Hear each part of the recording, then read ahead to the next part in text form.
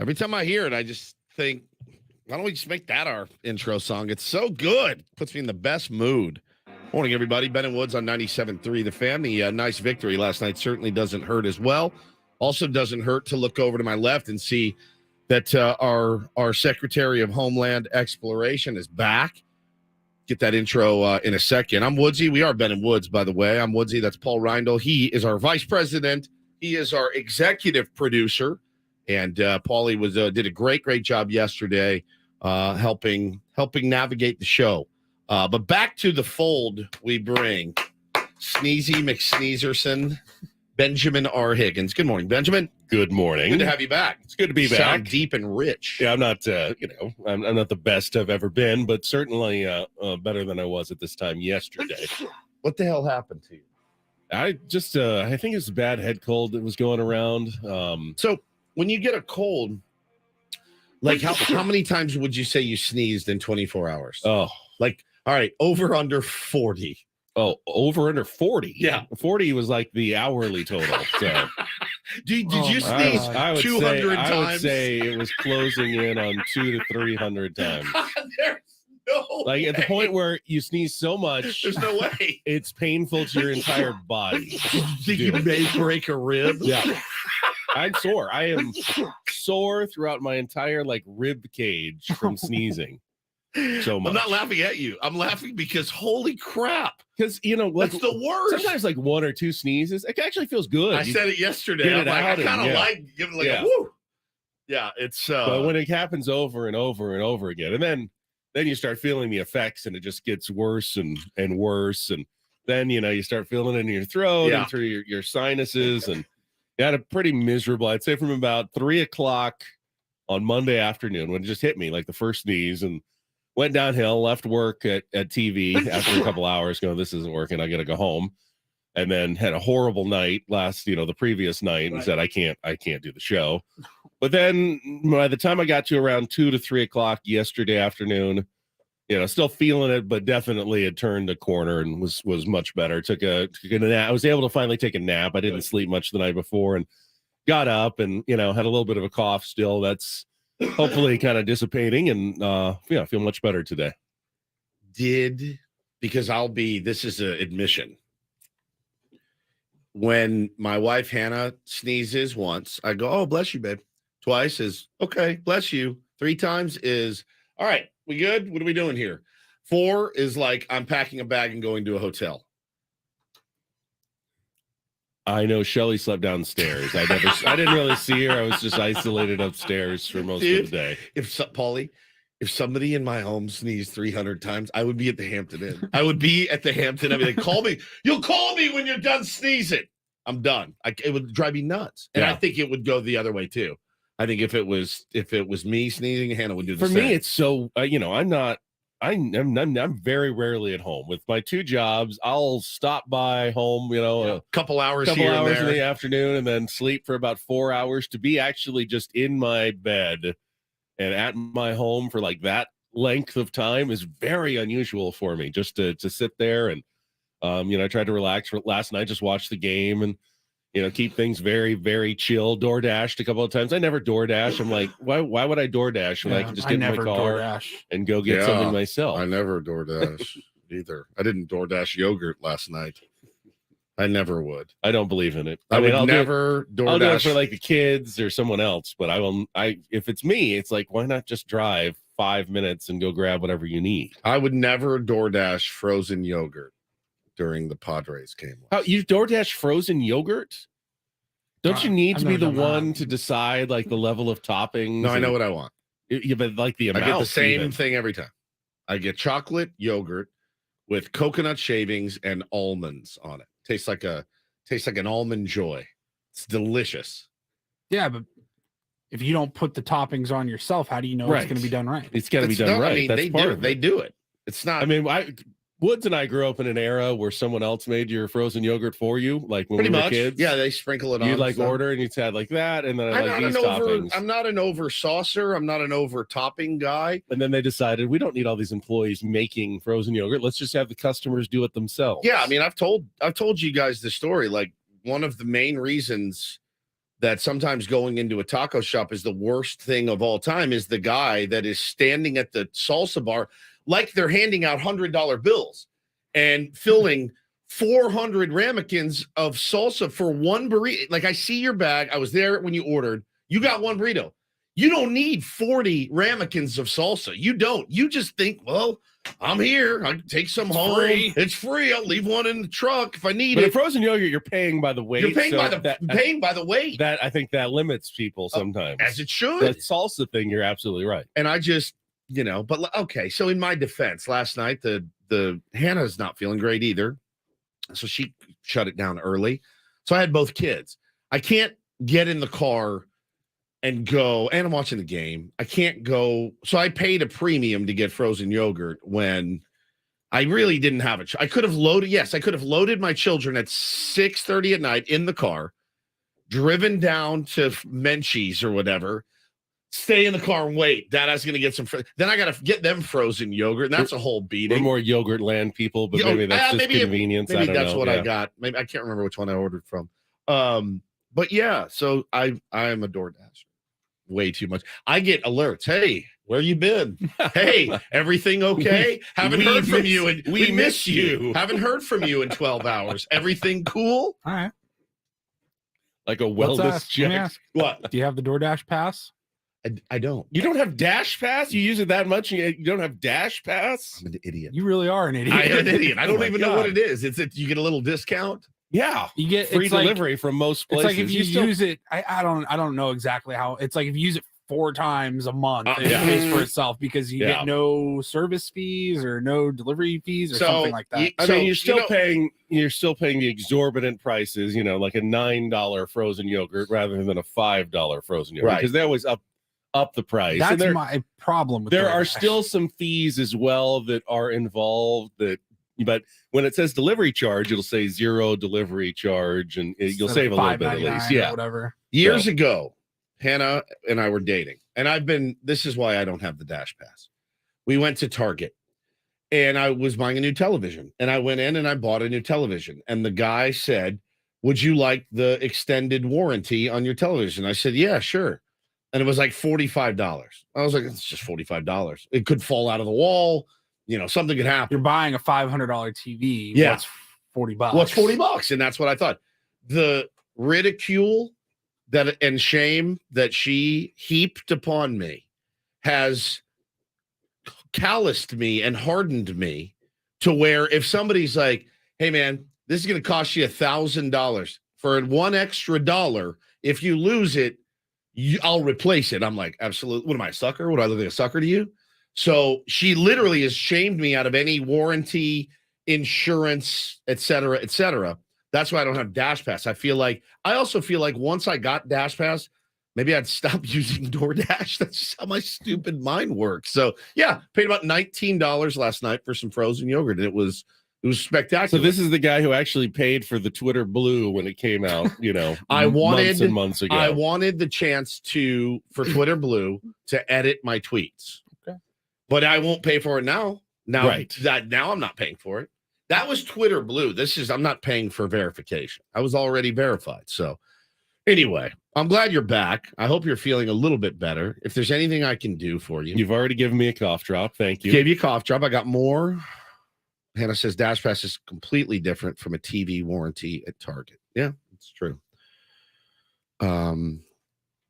Padre Bod is already weighing in the chat. I love Juan Soto, but this 4-hit game doesn't mean he has performed as a Padre.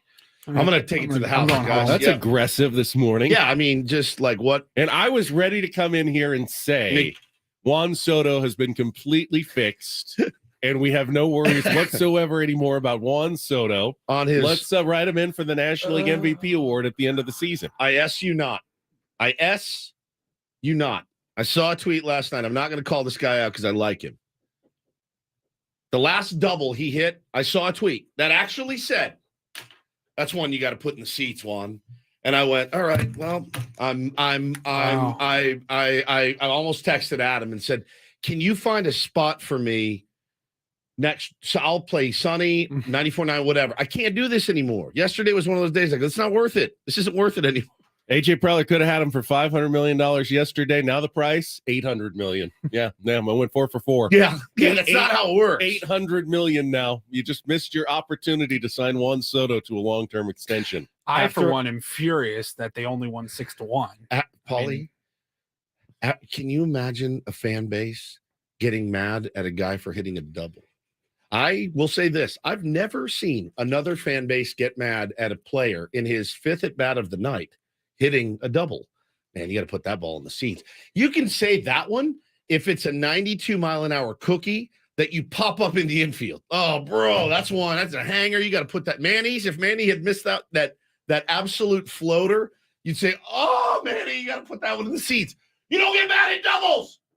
We don't get mad at doubles. We don't get mad at wins. We don't even really parse wins apart. I'm angry how close the game is, especially at the beginning. I mean, every game, Padres seem to be like right there with their opponent in the first, second inning. I mean, it's like 0-0. Yeah, every game. I'm incensed that they haven't already blown the opponent away by the end of the first inning every night.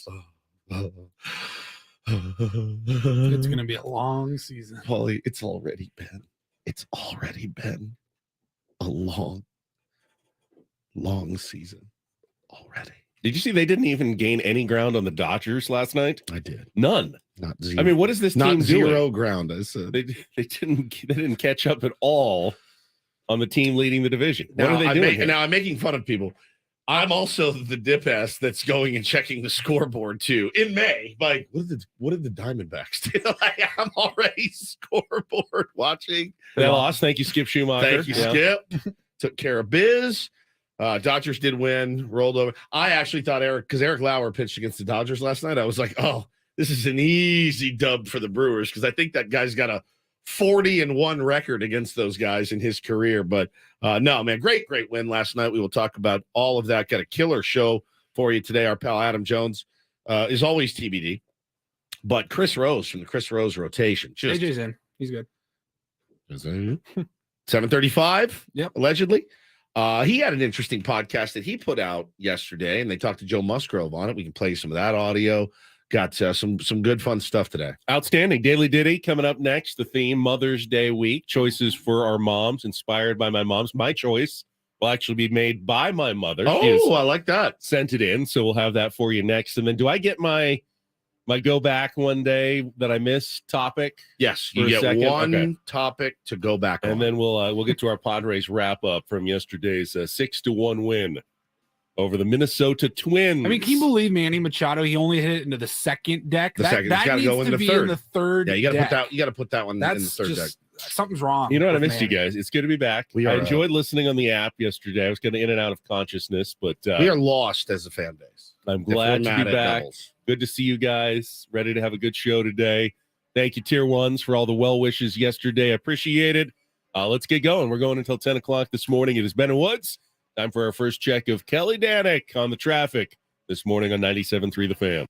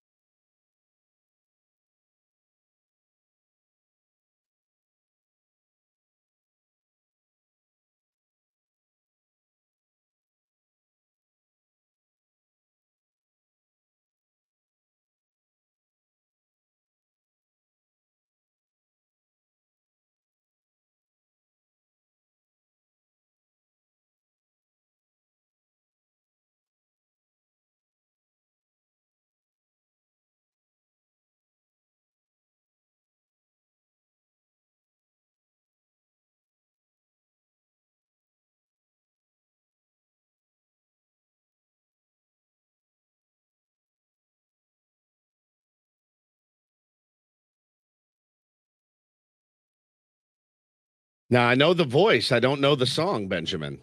Is this the Rolling Stones? This is Mick Jagger. Solo. Solo. Woo! God Gave Me Everything. God gave me everything. From Kim Higgins, who made the pick this morning on our Mother's Day week theme. Sweet angel. We've talked before about what a massive Mick Jagger Rolling Stones fan she is. Yep. And she once climbed into an air vent just so she could overhear a performance Now that I didn't at the know. bell. Oh, no, we I've told the never- story. I don't Remember know that? if I've ever heard at that. the belly up. Yeah, they were performing like a private show at the Yeah, belly. I She remember it. couldn't get in.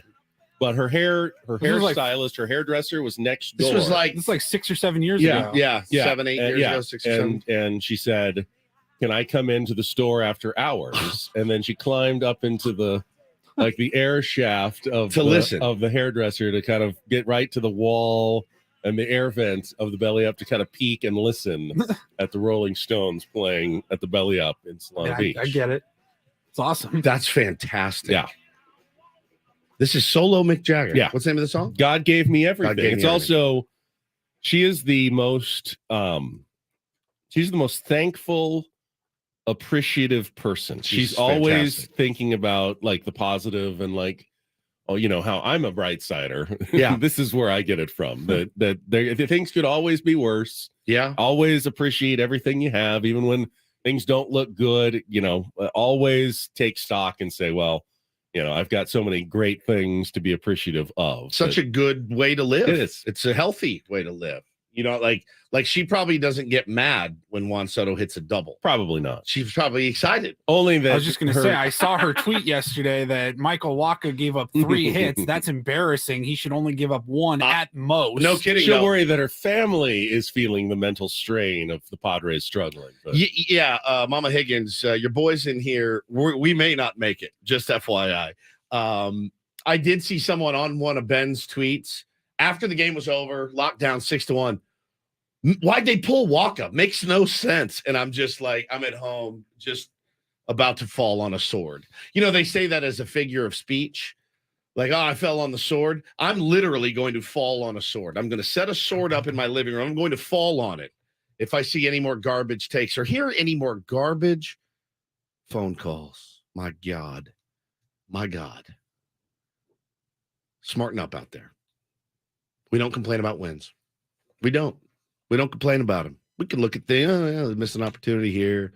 Michael Walker pitched great, pitched the perfect number of innings.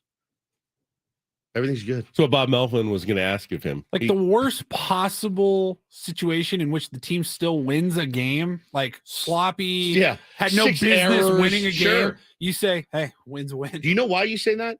Because you can play a perfect game and lose. Yeah. You can hit 50 balls on the screws right at guys. happened that's- last week against the Reds. Yeah. The perfect example of a game. You got to win that. You should have won that game the way you guys attacked and hit the baseball that day. That's why you take those ugly wins, because you're going to get hosed on some wins too. Come on, man. You know, after a 6-1 win, there's no reason to be like, why'd they pull Waka? What? What are you talking? It was perfect. Everything was perfect. Like, it's not game 7 of the World Series and he's cruising, right? I mean, By the way, there is the possibility that you keep a starter in an inning too long, absolutely. and then you go, well, why didn't you Why take him didn't you out? take it out? You had a good thing going. You got him for 6 great innings. Why'd you push your luck and send him back out there? You're already in the 3rd time through the lineup, going to be hitting the 4th time through the Yeah. lineup. Well, you saw his numbers the 3rd time through the lineup. It even had me go I rarely question it because these guys know more than I do. I looked at that and go, oh God, I hope he gets through this, because the numbers his 3rd time through the lineup go up pretty dramatically, as it does for a lot of guys. But yeah, he got through it. It was perfect. It was an absolutely perfect performance. We'll talk about the win in our Padres wrap-up coming up here at the bottom of the hour. Speaking of winning, you can win the ultimate Vegas weekend. Head to 97.3 The Fan, SD.com/Vegas, and sign up for your chance to win a weekend getaway at Circa Resort and Casino Las Vegas, including 2 nights in a sunset suite, a Ooh. cabana at Stadium Swim, Ooh. and tons more. Sounds like a really cool prize. Have you ever done the cabana scene? It always feels a little pricey for me. Like, hey, I'm Yeah. gonna sit by the pool anyway. Do I have to pay $200 to sit by the pool? We did it for I've done it for a couple bachelor parties. It's pretty much nothing like it in the entire universe. I mean, it's pretty much like, We're getting one for a few weeks in a few oh, weeks. the two at of you guys Vegas. are? Just It's mostly just to have a place with some shade. Shade. I mean, Shade is very important It's in Las Vegas. worth the premium price. Absolutely. You can go in the pool, you can go lay out in the sun, but you have a spot with some shade to get back to whenever you need it. Totally worth it. It's so fun. It's so fun to have a cabana. I do- It really is. I love those pools that have the lounge chairs that are actually like in the it. pool, Oh, like in Oh, a yeah. very shallow level of water where you sit there and it kind of keeps you a little cool, and you put your feet down, you're already in the water. I love think it. those are really, really cool. Yeah, I need to vacation, I think. I wanted to just go back to yesterday and say you guys did a tremendous job, especially coming off a Padres off day. That was a tough one. Good topic though, especially You really the left us so- in the trenches. the taking good MLS notes. the MLS versus Loyal soccer topic. That was a really interesting discussion, and I learned a ton. And the people that weighed in on it all day, thank you for all of your viewpoints. I'm again, it kind of I don't feel like we settled anything no, completely, and I don't, but, and I yeah. don't think we will. I mean, Ben, you remember those days. You guys were. It was before I started, but we talked about that. You remember the Soccer City debates and things like that, and that's tough. It was a tough listen, I think, for a lot of fans. It was like stadium talk. You almost had to That's what cover it was bad because we had just finished Stadium like, talk. the chapter on the Chargers Yeah. leaving and stadium talk. And then that thing 6 reared its months head. later. Yeah, and it was like people were just getting tired head about it. And I don't want to beat this topic into the ground either because we don't really know anything yet. Nothing is done. And once it's done, that's when it's time to react or overreact. But I do feel like, turning down an MLS team just so we could keep the loyal. And I'm not telling Nobody anyone, said that though. I know. I'm not telling anyone how to fan. Keep being loyal to the loyal. I appreciate that. That's great. I do feel like the MLS, given time, could be a really great thing in San Diego. And I think even from my perspective of the people that we talked to, and then the people in my DMs, the people I've chatted with, the guy that sent me sent us the little manifesto, basically, that's the wrong word for it. Just kind of the explanation. I do feel that if both teams coexist, okay, fine, win-win. If the loyal get pushed out, it's going to take a little bit to get their fans over to the MLS, which is okay too. Everyone moves at their own pace. There are people in this town that when the Chargers moved said, that's fine. Still got Chargers. I'm in. People like yourself will never come around to it. Never. I don't care. Paulie doesn't care. There's a melting pot of people here that just have different opinions. But I think the thing that stuck out with me the most is our pal Steve, when he called in, he goes, look, there's a place for it. Certainly. That said, they're very big on trying to do things the right way.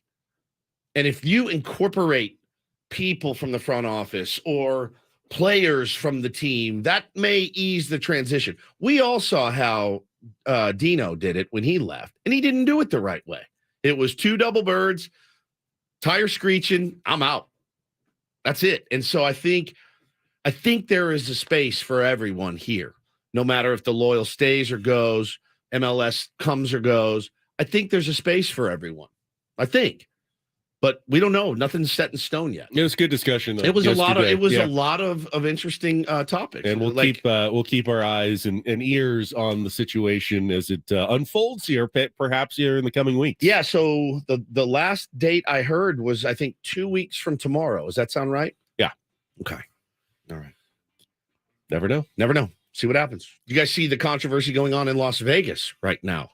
Stadium about the or stadium stadium trouble. Yeah. Yep.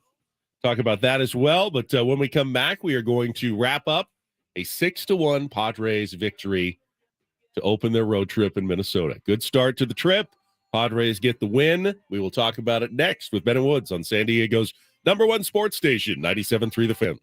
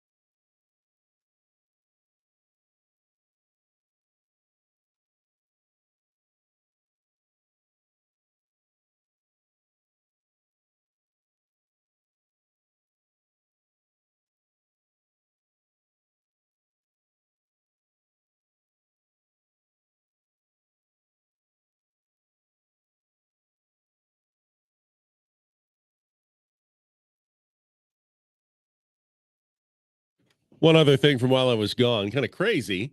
Saw the updated odds to win the NBA championship last night.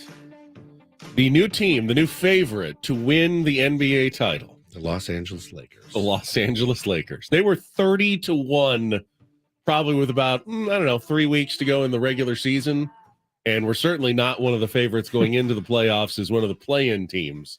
And now with their 3-1 lead over the Warriors, with the Boston Celtics now trailing 3-2 to the Philadelphia 76ers last night. They had been the favorites, and now the betting public has shifted over to LeBron and the Los Angeles Lakers as the favorites. I don't know that I can ever consider that team to be a favorite after they played Wouldn't consider them a favorite. For It's more like, I mean, if they and they should get past the Warriors, if they get to the Western Conference Finals, I mean, really, they go as far as Anthony Davis plays. I think that's always true. LeBron's going to do well. what LeBron does, but it's just like, how do you bet against them at that point? I mean, they'll probably have to play the Nuggets, who won last night over the Phoenix Suns. They're up 3-2. Got to get past Jokic. I don't know. Did you see him give the ball to the? I'm seeing Suns Woods owner. give me the side eye because he doesn't want to talk any basketball. I'm here, seeing so. that we just teased that we're going to talk about Padres. We are. And We're now going to get to we're our Padres. We got now a full pants off, 16 full on minutes pants coming up off, here. talking about this. Our Padres wrap up The is coming up Lakers after this and check. their betting odds of to win traffic. the championship. Traffic here on 97.3 The Fan. Hold your horses. You want to take it to the house again? No, we're going to traffic, and then we're getting all the Padres highlights from Finally. Scan yesterday. Finally. Our Padres wrap up. Go for it, Paulie. From the Premier Cadillac of Carlsbad Traffic Center, part of the Premier Auto family, here's Kelly Danick. Traffic is sponsored by Jack in the Box. It looks like they are still clearing this accident near the border. This is along eastbound 905 at Siempre Viva off-ramp. That is over to the right shoulder. Accident did clear up on northbound 805 near the 15, and they cleared that crash on northbound 5 near the 15, so speeds are looking better for you there. When's the best time to get sweet, crisp French toast sticks? Starting at $2.50 now. And when's the next best time? Right after that. They're back and available any time of day at Jack in the Box. I'm Kelly Danick with Ben and Woods, San Diego's #1 sports station, 97.3 The Fan. I love winning, man. I love winning. You know what I'm saying? It's like better than losing. Miss any of yesterday's Padres game? Did you catch a game last night? Well, we've got you covered. Thank you. It's the Padres Wrap-Up with Ben and Woods. Go! It's our house right here, baby. Presented by Hamel Casino. With thrilling slots and tables and all the best rewards, Hamel Casino has all the fun you're looking for. Hamel Casino, fun above all else. On 97.3 The Fan. That is the ball game, and that is a winner. Chopper slowly hit. Third base side, Manny charging. Bare hands off balance. Throw in time to get him. Great play by Manny Machado. Tony, we've never seen that before, have we? Silky smooth. That's third base. The slow roller, the bare hand grab, and then the dime. Hot shot right side. It's going to get into right field for a base hit. Juan Soto is heading home. Here comes the throw. He is going to be safe as the ball is almost cut off. It's an RBI single by Matt Carpenter, and the Padres take a 1-0 lead here in the fourth inning. Swung on. Line drive down the left field line. This could be trouble. It is going to be fair down into the corner. Buxton will score.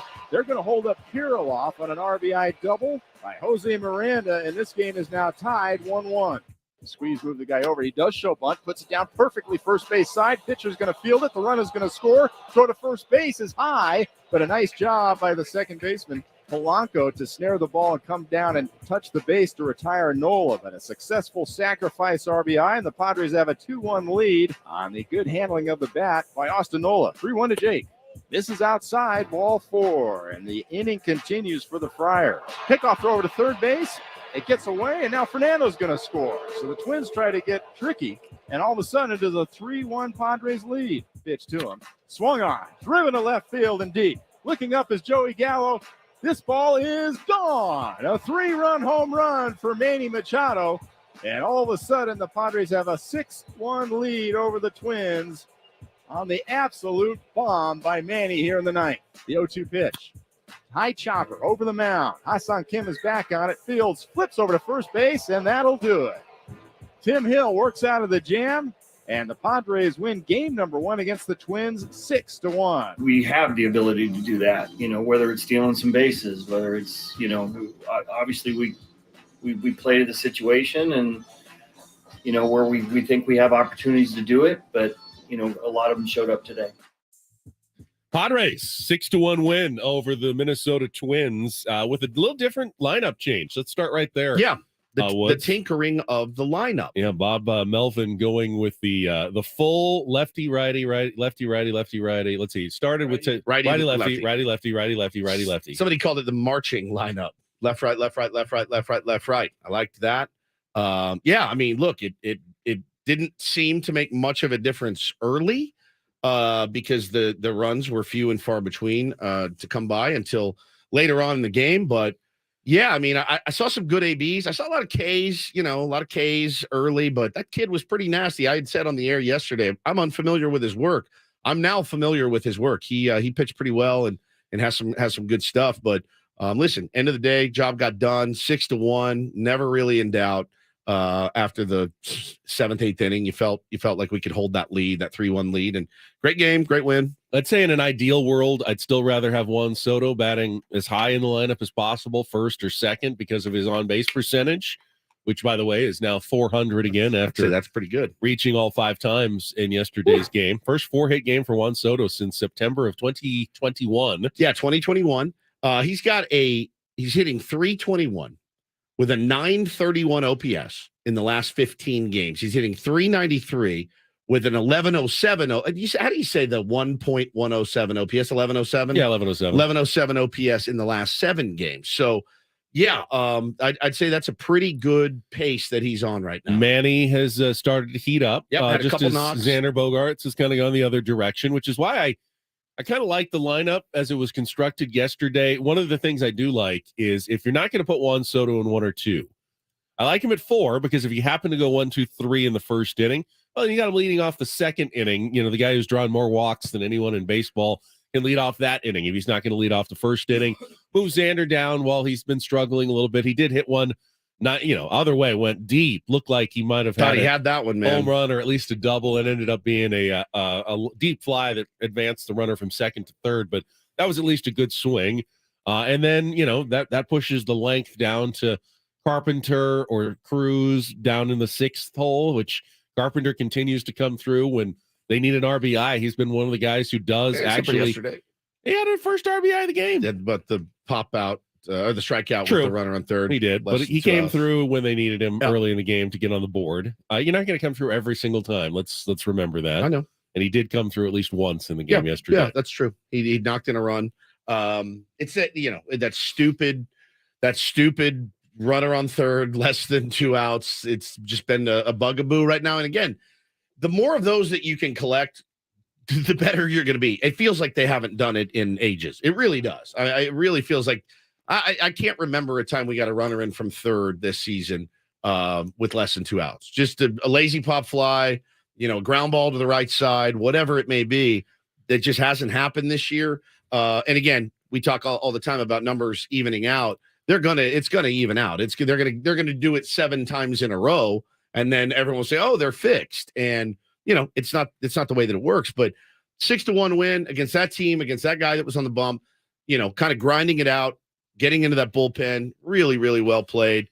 Defensively, my God, how about Manny Machado at third? Those two plays, one play he made looked better than it actually was because he mistimed his jump. But again, the defense for Manny never slumps.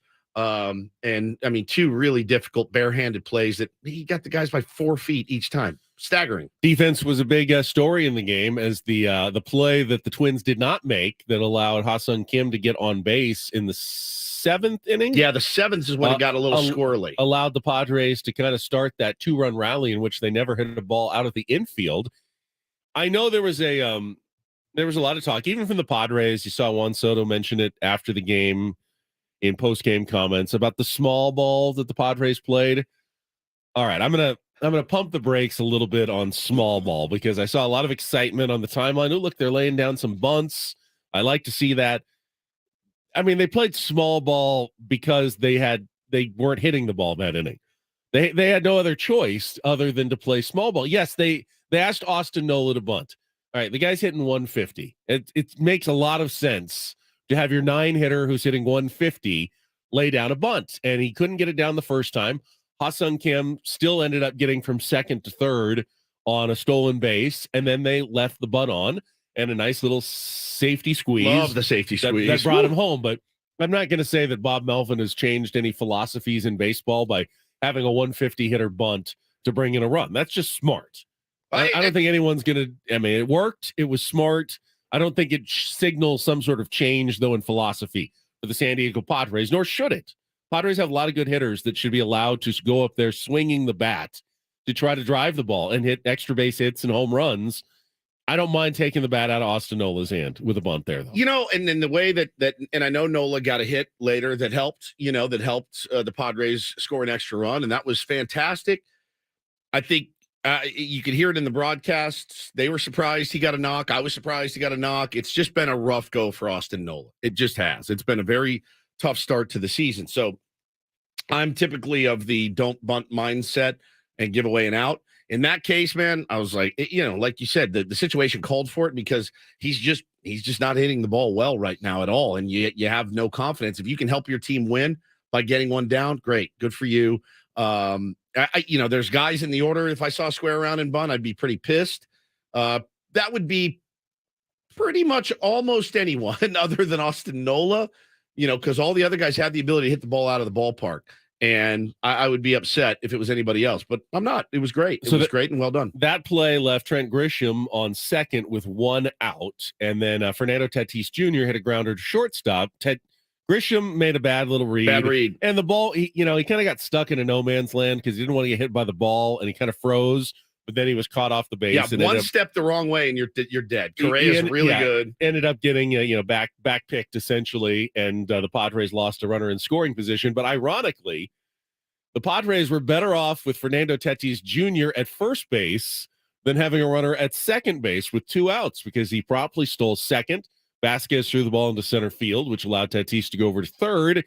And then in what really turns out to be, there was some confusion during the broadcast as to what was going on and why Vasquez threw over to third base. But Fernando talked about it kind of after the game that, he saw that Vasquez was keeping an eye on him, as I would too if I was a catcher, knowing Tatis, he might steal home. He could do anything when he's standing over at third, dancing around.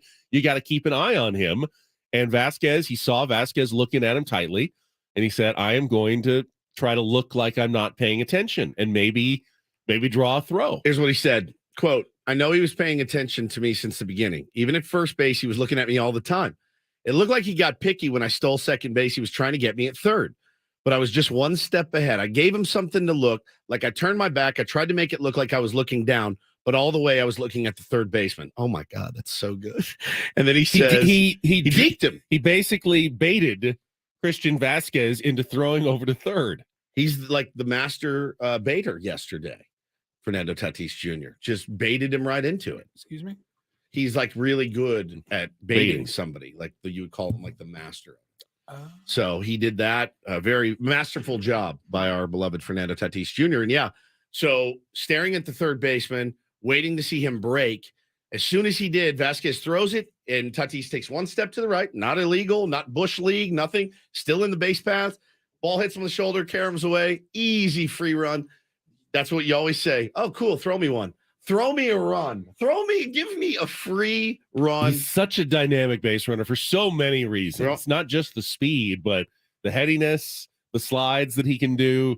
It's one of the most exciting things about Fernando Tatis Jr. is seeing him work out there, running around the bases, and got to see as you said, a masterful performance yesterday by Tatis. A pretty good tweet yesterday too. Our boy Tommy tweeted. Somebody had basically said, hey, look, almost like if we run the bases more under Melvin, we may score some runs when we're not hitting well. What a concept.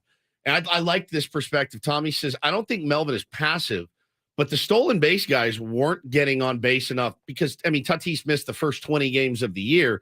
When you get him on, he should run. Now, I'd be down to see a little more in motion, especially with the guys not hitting. But, at this point in his career, Manny has the ability to steal bases, but I don't know that he's 100% healthy, but like Grish should be active. Hassan Kim has stolen a couple bags. I like a little bit of the running game too. I mean, and Bob Melvin has said really like 98% of the time, guys have the green light to go if they think they can If make they it. think they can don't get it. stop them. Yeah. Yeah. Do you want them to actually be forced to run? Personally, I like the decision to be left in the hands of the players and let them make. If they've got a great read, they think that they can make it, then they go. But if you force a guy to go, that's when you're going to end up getting thrown out on the bases all the time as well. Like to see it, though. That was fun. Pitching wise, Michael Wacha was great. I mean, fantastic. Had one batter where he kind of lost the strike zone. He had walked Buxton. He was ahead of Buxton 0-2 and just couldn't get him to swing at one of those pitches. And then Kirilloff, he just went 4 straight balls, ended up costing him a run when Morana kind of fisted a double down the left field line. But other than that, Wacha was great for 6 innings. Really, really good stuff. That we've seen now. That's like three starts in a row for Michael Wacha that he's looked really sharp. My only concern, and this is starting to become maybe more of a long-term one. Luis Garcia doesn't look like Luis Garcia from last year. Looks a little lost, and you can see Bob is kind of struggling to find good spots for him. I do feel like, last year I really felt confident, and I know he'd had some clunkers from time to time in the bullpen, but he was pitching with a lot of confidence last year, and he had a good season for us. And he's got those flashes in him to where he can be completely dominant. But yeah, hey man, the Sleepy Bob bit, he certainly wasn't asleep last night. I mean, when he saw him get in trouble, boom, right out there. I mean, it was one of the quickest hooks I'd ever seen. He had a strikeout, a couple singles, and that was it. 3 batters. Done. You got your minimum, and they ran in Wilson, and the bullpen ended up getting it done. All right, I'll guess some Meadow Woods appear on the Premier Chevrolet of Carlsbad fan hotline. Save money the right way with Premier Chevrolet of Carlsbad. Visit them today in the Carlsbad Auto Mall. Chevrolet, find new roads. We got Adam Jones in our next hour. Bring back Take on Woods when we come back as well on 97.3 The Fan.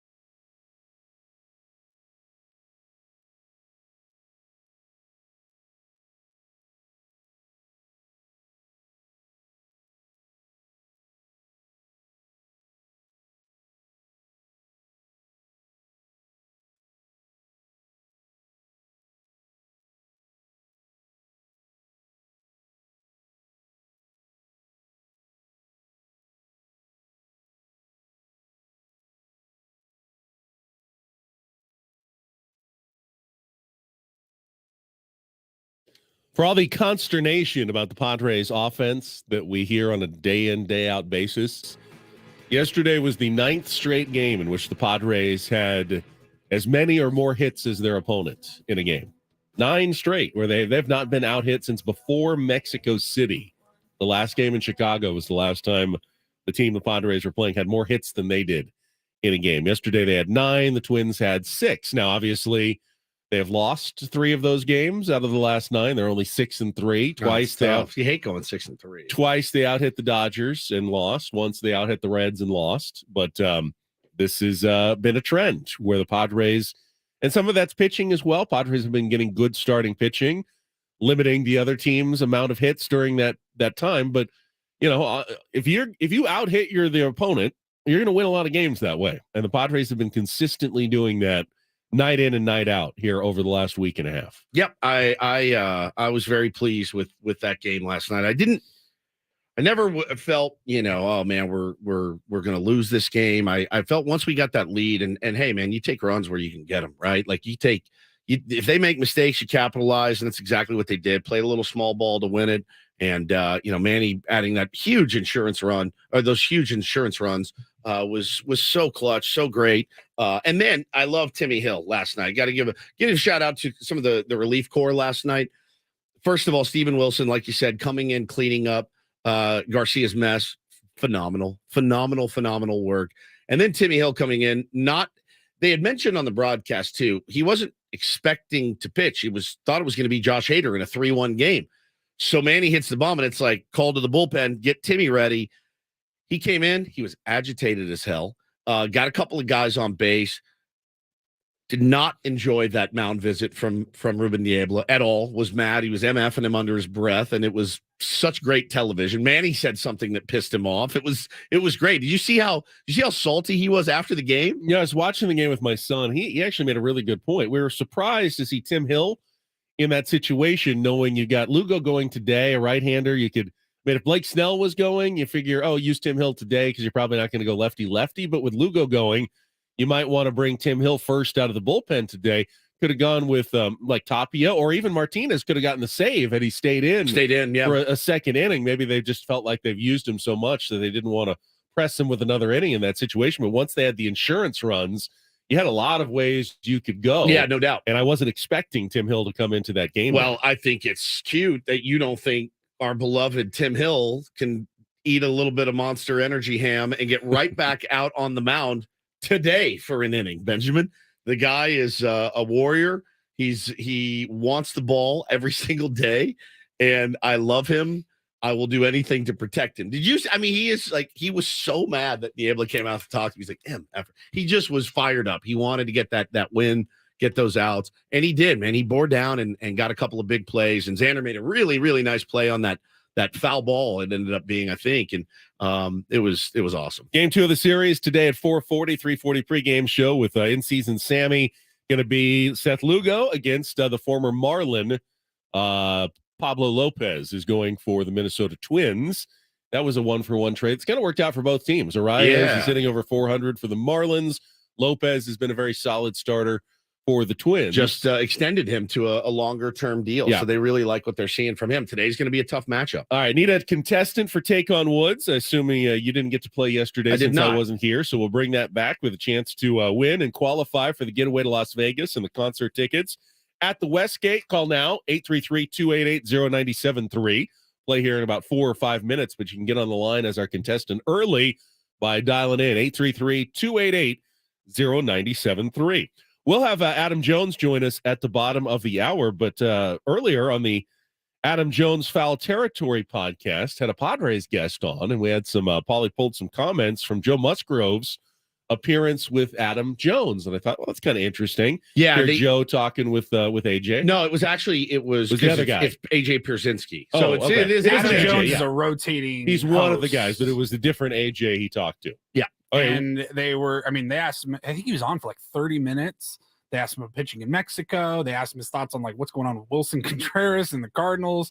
But the clip that we pulled was they asked him about kind of going back to last August the Tatis suspension. How did that go? The conversations that were had with Because Joe was pretty Joe disappointed. We and remember what he Tatis. said at the time to us yeah, about Tatis, to the media, and how, the disappointment. He didn't hold back at the time. right. And now he's kind of, he's the one who has to also help welcome Tatis back into this group. Like, it'd be weird if we asked Joe that now, but these are guys that don't talk to Joe very often. So I was like, okay, I guess that makes sense. But here's what Joe had to say. Because I've been in that situation where a guy comes back and they kind of give the, I'm sorry, guys, I don't know. Yeah.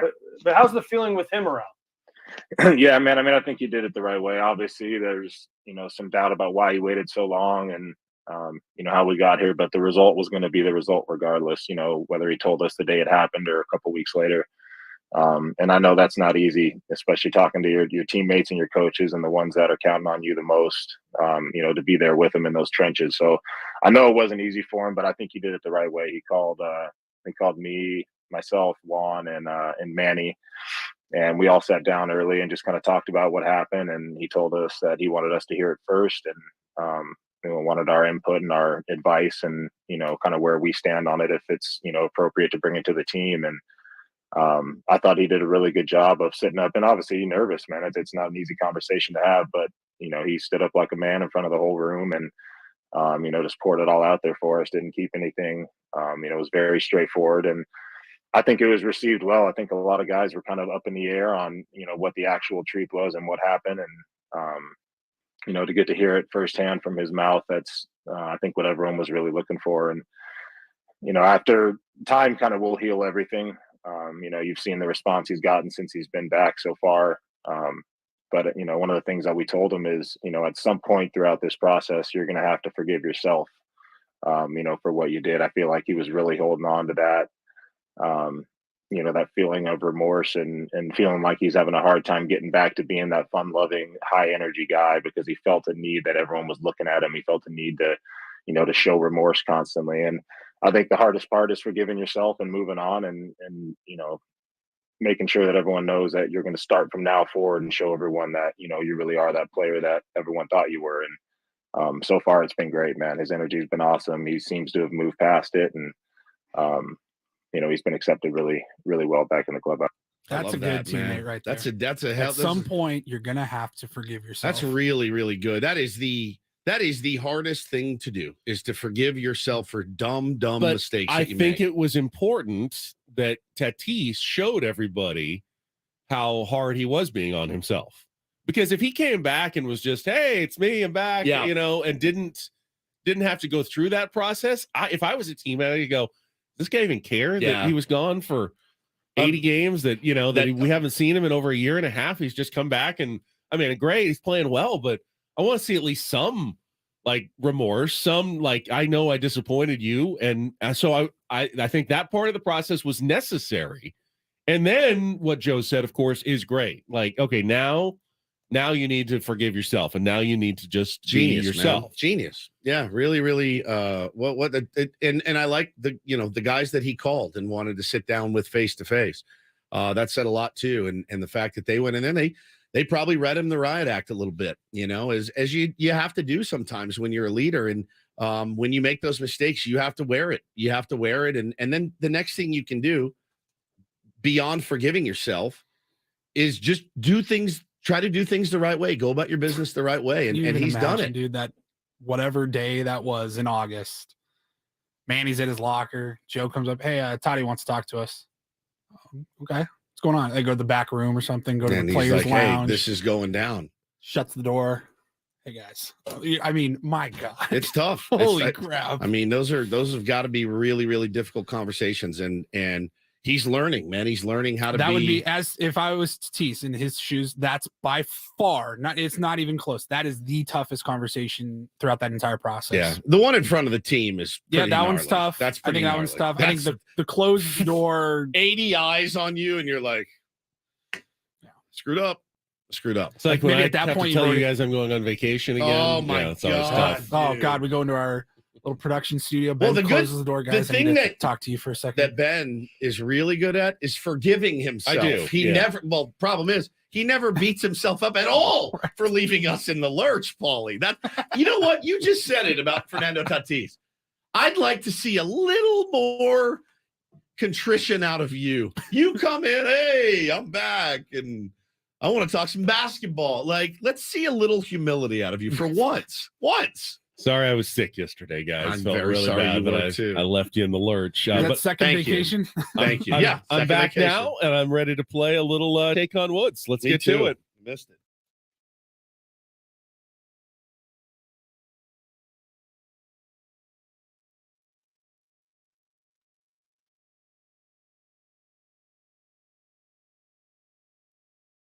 If you watch on the YouTube stream, you just saw Woods leave the studio.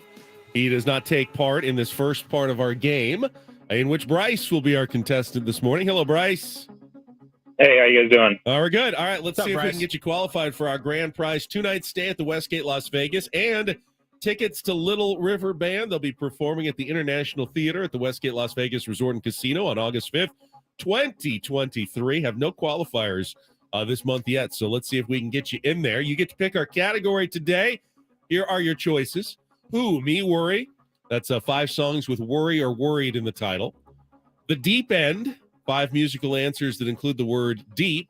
And our new category, Lil Rappers, 5 different rappers who all use the diminutive Lil in front of their names on stage. So Who, Me, Worry, The Deep End, or Lil Rappers? Bryce, what would you like to play? Let's try Deep End. The Deep End. All right. Today we're looking for 5 musical answers. That would be song titles and artists that include the word deep. You'll have 60 seconds to try to get as many of the 5 as possible. If you don't know one, say pass. I will move on and we can come back to it if there's time left on the clock. Well, we start with our 2-second song. Paulie will play a short clip of a well-known hit. You need to give me the title and the artist there to score the point. Bryce, you ready to go? Let's do it. All right, 60 seconds on the clock. The category is the deep end. Your time begins when Paul plays the music. Listen up, Bryce. Here we go. Let's take on Woods. There's a fire Rolling in the Deep, Adele. Correct. Which band is best known for their 1995 single, Breakfast at Tiffany's? Pass. Phil Collins sings You Know I Love You, But I'm Playing for Keeps, in which 1986 Genesis hit? Oh, man, pass. It isn't Staying Alive or Night Fever, but which other Bee Gees hit from Saturday Night Fever's soundtrack that Barry Gibb considers his favorite song? Oh, man, pass. Holy cow. All right, fill in the blank. Bing Crosby, Perry Como, Ella Fitzgerald, and George Harrison were just some of the artists to record which 1931 song Between the Devil and the blank? I don't know, man. Deep Pit. No, let's go back to which band is best known for their 1995 single Breakfast at Tiffany's? Man. Only other band I can think with Deep is Deep Purple, but I got nothing else for any of them. It's not that one. Pass on them all. That's all right. That's all right. One, you got the one right. You got Rolling in the Deep by Adele. Here are the other answers. It's tough. Deep Blue Something is Breakfast at Tiffany's. Phil Collins and Genesis sing In Too Deep. You know I love you, but I'm playing for keeps. I like that song. How Deep Is Your Love is the Bee Gees song that Barry Gibb considers his favorite. And Between the Devil and the Deep Blue Sea is the oldie. So let's see how Woods does. It's a tough category. No doubt about that. All right, Bryce's score is locked in. Woods comes back out of his isolation. Same 5 questions, same 60 seconds. Woods, your time begins when Paul plays the music. Good luck. Let's take on Bryce. There's a fire. Rolling in the Deep, Adele. Correct. Which band is best known for their 1995 single Breakfast at Tiffany's? Deep Blue Something. Correct. Phil Collins sings You Know I Love You, But I'm Playing for Keeps. In Too Deep. Correct. It isn't Staying Alive or Night Fever, but which other Bee Gees hit from the Saturday Night Fever soundtrack? How Deep Is Your Love? Correct. Fill in the blank. Bing Crosby, Perry Como, Ella Fitzgerald, and George Harrison were just some of the artists to record which 1931 song Between the Devil and the blank? Deep Blue Sea. Wow. 5 out of 5 and a 5-1 win for Woods. Sorry, Bryce. Sorry about it. Maybe you feel better that, you weren't that close. If it was on the tip of your tongue, Woodsy was just not going to be beat today on the category The Deep End. Big Adele fan. Are you? Yes. She's got an amazing voice. Beyond. Absolutely. I remember the first time. Beyond. What was it about? I don't know, 14 years ago when she was kind of breaking through. And I don't know if it was Shelly or someone play. Listen to this. Yeah, listen to these. And I heard pipes. this and I go, oh my. I know. Oh my. Huge What a voice. Huge fan. She's fantastic. Oh my goodness. That's pretty much what it sounded like. Huge fan. She's incredible. Incredible. Not afraid or ashamed to admit it. Massive Adele fan here. So it stops the room. You hear that? Yeah. Just, oh my goodness. One of the best. One of the best. Glad to get it. All right, done we'll play a today. little real or fake tomorrow. See if we can get someone qualified without having to beat you in our musical trivia game for a day. So you'll have that opportunity tomorrow. All right, Don't Do This is coming up next. For Do This, we got a little Giants loving, but it's also San Diego related, so we get a pass. Fair enough. All right, we'll get to that coming up next with Ben and Woods after a check of traffic here on 97.3 The Fan.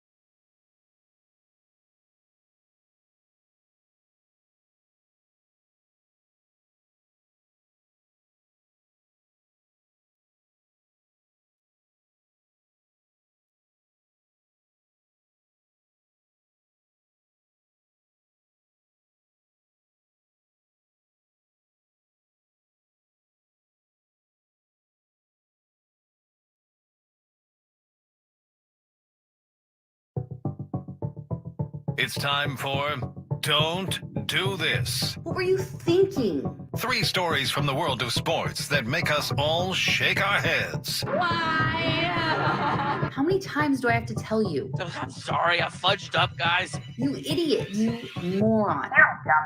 The apple sometimes does fall from the tree. Don't Do This Do not tweet that. with Ben and Woods I like a Nickelback song or two. on 97.3 The Fan. Got Adam Jones joining us coming up at the bottom of the hour. That is not far away. Tired of hunting for all the latest clips about the Padres with the Odyssey app? You can get all the latest podcast episodes all in one place, and it's very easy. Just download the app, create an account, search for the teams you care about, and follow just like that. Boom. Latest from your team right on your homepage. Download the Odyssey app today to get started. And to get started with Don't Do This, I will turn to Stephen Woods. Woodsy? I thought you were starting today. No, am I No, starting? you're starting. Pretty cool moment happened last night in San Francisco. Casey Schmidt. That's a do this. What are we isn't it? doing Oh, wait, here? what am I doing here? You're What s- was I I thought you were starting? doing the Oh, that's don't right. do That's this. right. That's right. Sorry. Get your head right. Maybe I'm getting sick now. I just sent this to Paulie. I saw this the other day. I forgot to do it yesterday. John Anderson is a longtime ESPN employee, and this was a little bit odd. It was calling the Las Vegas Golden Knights game and the Edmonton Oilers game the other night, and they've got Zach Whitecloud on their squad, and he plays for, I believe he plays for Vegas, and he did not know. I guess he didn't know that that's an indigenous name, and decided to make a I joke. mean, it seems fairly obvious. I It's thought a, so It's a too. Native American name. Yeah, yeah. So listen to what John Anderson said in the broadcast. Goal of the game, Knights 2-1. 13 minutes to go. We're in the second. Zach Whitecloud. What kind of name is Whitecloud? Great name for your toilet paper. His first goal of the playoffs as well as 3-1. First goal. There's been a lot of this going around. It says here that Whitecloud is the first indigenous NHL player from the Sioux Valley, Yes. Dakota Nation. Correct. You didn't know that, John? Even if you didn't, I mean, it's probably something that 10 years ago, I don't know, people might have just shrugged and moved on. But I mean, you shouldn't really be making fun necessarily of anyone's name. I mean, I guess names can be funny. They can be, but that one to me, working in the NLL, I've gotten a chance to actually meet and work with a lot of Native American people and learn a little bit about it. You want to talk about proud? Very, very proud. Do you guys remember when I started?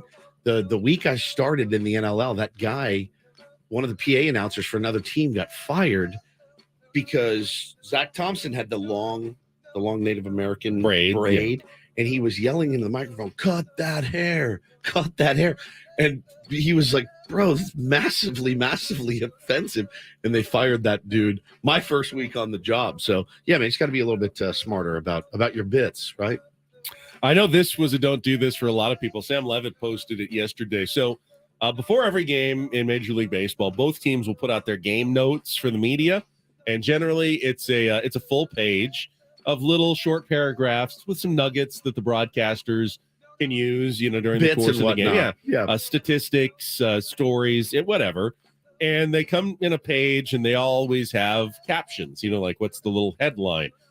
Well, yesterday, the Minnesota Twins, since they were playing the San Diego Padres, decided to go with the Anchorman theme. Now, I'm shocked. Which we saw ESPN try to go with that. Didn't work out very well for them on Sunday Night Baseball. I don't mind the effort. I don't think they pulled it off very well. For instance, their first note is about the Twins going 2-4 on their 6-game road trip that just concluded. The headline: that road trip escalated quickly. I mean, that really got out of hand fast. The second note is about their loss to the Guardians on Sunday. The headline: that was worse than the time the raccoon got in the copier. Let's see. We've got a little note about how the Twins are 16-7 all time against the Padres. The headline: doesn't it mean Saint Diego? No, well, agree to disagree. A note about Nelson Cruz and his seasons with the Minnesota Twins from 2019 until 2021. I'm kind of a big deal. People know me. That one's okay. They didn't. That's all right. A note about Max Kepler reaching base in 10 of his last 12 games. Discovered by the Germans in 1904. He's German. A note about the Twins going 18 straight games with a home run. Whammy. How about the Twins have 9 stolen bases on the season? That was headline. The headline was new fad called jogging. I believe it's jogging or yogging. It Soft might be a J. soft J. This one's really bad. A note about Byron Buxton reaching safely in 16 of his last 17. Bucks Panther by Odeon, made with bits of real panther, so you know he's good. And on it went like that. Some intern was just laughing Chortling. their Midwestern No, asses off. Somebody hired their dad, and their dad came in and thought he would bring. Ben, do you work for the Twins? Yeah, you work for the Twins. Even Ben. Twins tired. 10-6 at home this season. 80% of the time it works every time. All right, now let's get to our do this story. D mega doo doo. And it's Giants loving, but Casey Schmidt, who went to East High School and San Diego State, got pulled up to the leagues playing stop for Ben. The San Francisco Giants grounded out in his first at bat. Had I think he had between was batting 0 in his big league career at that point. Yeah, but I think he had between. Did I hear correctly? Like 40 to 50 people there for his debut. They showed down pregame. He was like, mad. I mean, that's an easy flight. That's an easy trip. From Easy. San You're not Diego. going to miss that. Well, the other fun part of the story is he missed his call up because he was in the theater watching Guardians of the Galaxy. I've heard it's really good. Like, they called him to let him know, and he was watching the I movie. wasn't watching a movie. Like he missed the call, so he Send gets a voicemail. Gets called up and grounds out his first at bat. You have 17 new messages. Grounds out his first at bat. They keep panning to his family. It's always my favorite moment. Really, no matter what team they play for, I love to see parents in the stands and all the family members. And he comes up in his second inning. This happens. So now Casey Schmidt will get his second major league at bat. The whole family is here. I mean, a lot of people are here to watch Casey play his first big league game. Right-handed hitter. He swings. It's a high drive. Left center field. It is gone! Home run, Casey Schmidt. In his first game and his second at bat. His first big league hit is a homer. And they're having a party in the Schmidt section. Careful. Wow, what a moment for Casey. Holy Schmidt, he should have said. Holy Schmidt! What a drive to left field. Missed out on a lot of opportunities there, but what a cool moment. What a cool moment for that guy. He saw his dad jumping him down, holding a baby. So cool. Like, all right, don't drop the baby, sir. Do not drop the baby. What a really, really cool moment and what a fantasy come true. He's now only 547 home runs behind the all-time leader named Schmidt in Major League Baseball. There you go. He's knocking at the door. But I mean, getting that first one out of the way has got to feel great. Getting it done in your second at bat, I can't even imagine what it feels like floating around the bases in the big league. So congratulations to him. Just don't do it against the San Diego Padres. And that is don't and do this for a Wednesday. That was Don't Do This with Ben and Woods on 97.3 The Fan. All right, he's been to Mexico City and back. We talked about that with him last week. When we come back, our weekly with Adam Jones, the 5-time All-Star, will join us next on San Diego's #1 sports station, 97.3 The Fan.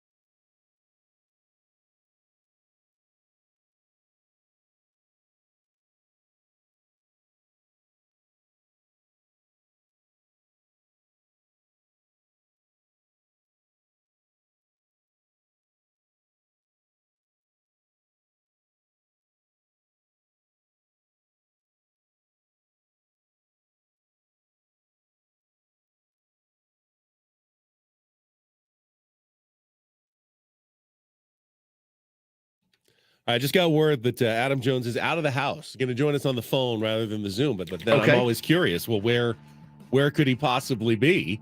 We will find out when Adam Jones joins us right after this check of traffic on 97.3 The Fan. From the premier Cadillac of Carlsbad Traffic Center, part of the Premier Auto family, here is Kelly Danick.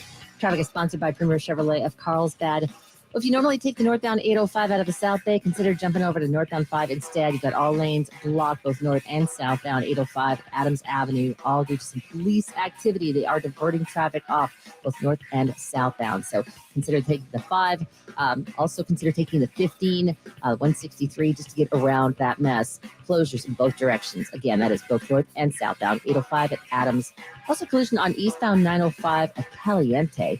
Looks like a couple vehicles involved in this one, not showing if lanes are blocked. Coach Quintero and Joe Musgrove's choice. They're a different kind of dealership, looking to be a solid community partner and deliver excellent service. Premier Chevrolet of Carlsbad. Chevrolet, find new roads.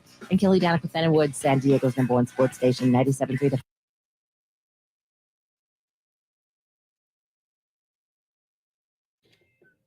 And that can mean only one thing. Head out to our Premier Chevrolet Carlsbad fan hotline. And we are joined by the 5-time All-Star Adam Jones. Now, out of the house could mean a lot. It could mean world travels. It could mean an afternoon round of golf. Where in the world is Adam Jones this morning, AJ? I'm roaming the streets of Barcelona. There's a store called Taste of America that has all the American sweet and over-processed crap that every once in a while, you miss about being outside of the United States. So, yeah, I'm outside of the store just waiting. Yes, every once in a while, this show misses some over-processed crap to eat. Well, it's easy to find here. It's very but simple. there, to it's find all here. it's all homegrown. Who It's is it in all- our show open that says, "I know you Fat bastards want to eat some of this. Like, what can you get there? Like American candy and stuff Yeah. like that? Oh, for sure. Pop-Tarts, cereals. I mean, you got Cinnamon Toast Crunch. Cinnamon Toast Crunch for a cool $11. But every once in a while, Worth it. you want to get that, get some Pop-Tarts, get some Skippy, some Jif.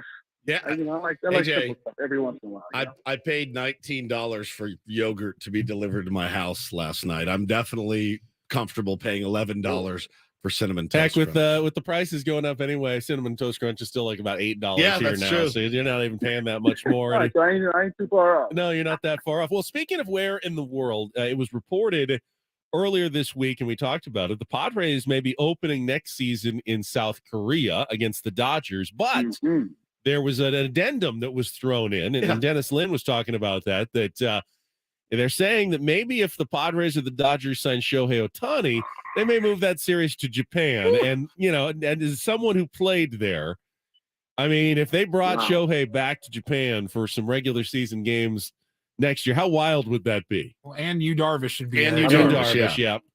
And you, Darvish. I mean, it was unbelievable, obviously, with Japanese with Team Japan, because it was all the Japanese players that got to celebrate all the Japanese. But when you bring MLB, you bring the conglomerate, you bring what everybody, their dreams and what everybody wants to aspire to do. That's a little bit different. MLB's coming, locked and loaded. Infrastructure, I mean, that could be huge. And, I've read reports that, his agent he's my agent, might be leveraging them against the Padres and the Mets to try and go to the Dodgers to see, $600 million I heard thrown around. Like, it's exciting. I mean, it's exciting all around the board. I mean, it just shows that how much a global impact Shohei Ohtani is by the simple fact that he can move the needle if he signs with the team.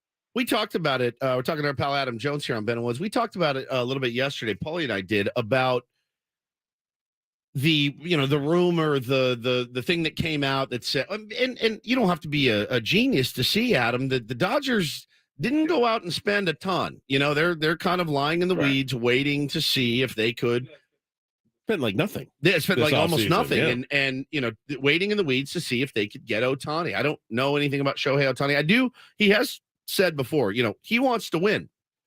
I mean, yep.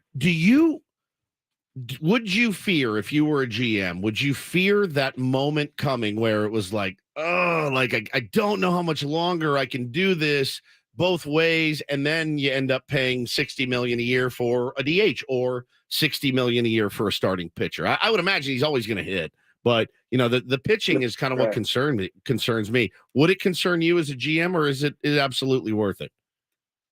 I mean, it's obviously worth it. And you're talking about you sign somebody to a big contract like that. It's marketing. You're going to market the living hell out of them. Yeah. You're going to get all that money right back just in marketing. But again, it will boil down to workload. Hitting, obviously, you can do that a lot longer in certain ways, as long as he stays in shape and all that. Pitching, as long as his arm stays good. But for some odd reason, I mean, I think that I can foresee him maybe 3 or 4 years being John Smoltz, going back and being the back end of being a closer. And maybe finish, having the latter year of his career being a closer. I mean, he's only 28 right now, so the next 4 or 5 years, I see him being a top tier starter. But then I can also see him, as the latter part of his career, go into the bullpen, go and be a closer, still hitting, but also, just age will catch up to him, and repetitions will catch up to him over time, because I don't give a damn who you are. I mean, right now he's Clark Kent, but I mean, it catches up to you at some point in time. But right now, I got no concerns whatsoever. But I think just maybe 5-6 years down the road, he might be a closer. Well, I was going to say, so do you do it now? If you knew in your heart, if you're Peter Seidler or you're the Dodgers ownership, and hey, man, he wants a 10-year deal, but he's only going to go play both ways for 5 of those. You still do that deal in a heartbeat, right? Like in a heartbeat, because we signed Xander to a long-term deal knowing he's going to be a little up there in age at the end of the deal. Same with Manny. You make those moves for the next 5 years. You don't worry about the last 5, correct? Right, 100%. And, like football is the greatest model of it. Is, they'll sign a guy for 2 or 3 years, have him the best 2 or 3 years, and then, hey, you got to go. There's so much money being made. Again, they're signing these big old deals. Again, if Manny's making $30 million, 31, whatever he's making, how much is the owner making? It's always boils down to that. They can afford it. Yeah. That'll be a huge payroll bump. You definitely will surpass the Mets. But again, you will draw attendance. Shohei Ohtani puts fans in seats. You can go around baseball, look at the Angels' schedule. He's a big attraction on the road. Yep. And that's what it's about. It's about putting people in the seats in the stands and making them watch. In the Angels games, although they're playing good this year, but their ratings with TV and streaming is really good because of Ohtani. It's funny. I'm going to have to see him play in an Angels uniform so that I can enjoy it, because I will not enjoy watching him play in Dodger blue. I just won't. I'm not going to be able to root for him like I do now. So I really need to make it a priority. If I want to see this kid play, I need to go see him while he's still in an Angels uniform ASAP, because it's like Wilson Contreras. If Wilson Contreras went anywhere else, he would have not got booed. Yep, 100%. Anywhere else, but he went to the rival. He could have went anywhere else, but to the rival, you're gonna get booed. Yep, no doubt. Speaking of players getting booed, we're talking with Adam Jones here on 97.3 The Fan. Carlos Correa was hearing it last night from the Twins fans. Took another O for his average dipping even lower, and it's not off to a great start. Now, his quote, I thought this was pretty good. He said, "I'd boo myself with the amount of money I'm making if I'm playing like that." He's hitting 185, stranded 6 runners yesterday. Every guy goes through slumps, and I'm sure you had it as well in your career, Adam. Did you ever have a point where the fans turned on you like that, though? And is that okay? I mean, the fans are always, they expect something out of you. They expect greatness. I wouldn't say turn on me, but they definitely have said choice things. Clean your dish up and come on, man. Let's go. Let's get some hits. Let's get something going. I mean, and again, if they're saying that, what do you think that we're saying to ourselves? You know what I mean? I know I'm 0 for 4. I see my big ass face up on that damn board when that 194. I see that. It hurts. Okay, I see that. It's like a 6 RBI. I had to send a video to one of my good friends, Jonathan Scope. I said, take off all your damn jewelry until you get a steak. You can't even wear no jewelry until you get an RBI. You're 0 for 12 with men in the scoring position. Take all your damn jewelry off until you get a damn RBI. Okay? Wait. You So can't do none of that. But in his picture or playing, like you said, hey man, you're playing with jewelry on, or did his picture have jewelry his whole on? life. His whole life. Right now, he cannot wear no jewelry until you get RBI. No watches. He can wear an iWatch. That's all you can wear. Okay. But he knows it. He knows it though. He knows, like, he's beating himself over. He's like, damn it, I'm trying to get this. And again, I like it, as I like the fans, getting on us. Obviously, there's a respectable way of doing it. You say, hey, Jay, Correa, you son of a, get your cleaners. Or be like, hey, let's go, baby. Come on. I'm behind you. I know you're struggling. I'm behind you. Let's go. Let's fight. Let's keep fighting. there's always good ways to pump up your players. But again, like you said, he's like, if I'm making the money I'm making, I slap myself and boo myself too. So that's accountability. And, you know, he's trying again, but he's in the first year of a 6-year 200 that can escalate to 3+. So expectation, man, that's the thing. And, you know, they have expectations as a team too, because he's the leader of that team, and they have a really, really good team, and they're going to go as far, I believe, as him and Buxton take them. Man, talking to Adam Jones, it's your Orioles team, and I know your Adam Jones podcast focuses on Baltimore sports. They're a blast. Yeah. They're just a blast to watch play. Biggest series in baseball right now. Biggest series in baseball. Yeah, how about that? Rays. O's come out on top last night, man. Like, that's a good. They're one of those teams, and you wonder, man. You know, of all everybody knows what the ownership groups have done, or more importantly, haven't done. Do you look at it this year? And I know they're saying it's supposed to be a pretty quiet trade deadline this season in baseball. Do you look at this? Are you going to pitch a fit if they stand pat at the deadline, and assuming they're still playing as well? I would be, because you know, when you start to get into September, you start to get into them you get under 50 games. These games are a little bit different. You know, it's trust me, it's easy to play in April, May, June. It's easy. There's no pressure on you. The weather's nice. People, you know, NBA basketball is going on. It gets a little bit different in September because you got these angry ass football fans, and they get mad about that football. They don't get mad about that baseball. So it's just September baseball is different. And I think by adding a veteran, again, they have Gibson, who's a veteran. They're going to get back Don Means, who's been around a couple of years. But I'm saying if they could get, you know, just an absolute hoss of a veteran, a showstopper like a Burns, a Woodruff, a Cease, somebody like on those lines. You know, obviously the names have been the guy in Arizona. He's disgusting. I don't know why I'm drawing a blank on his name. Zach Gallen. I heard Gallen. Yeah, but Gallen ain't going nowhere. Arizona. He's not going anywhere. Like last year, he's disgusting. But I mean, I see this as a great opportunity for the Orioles to be good this year and next year, because their team is young.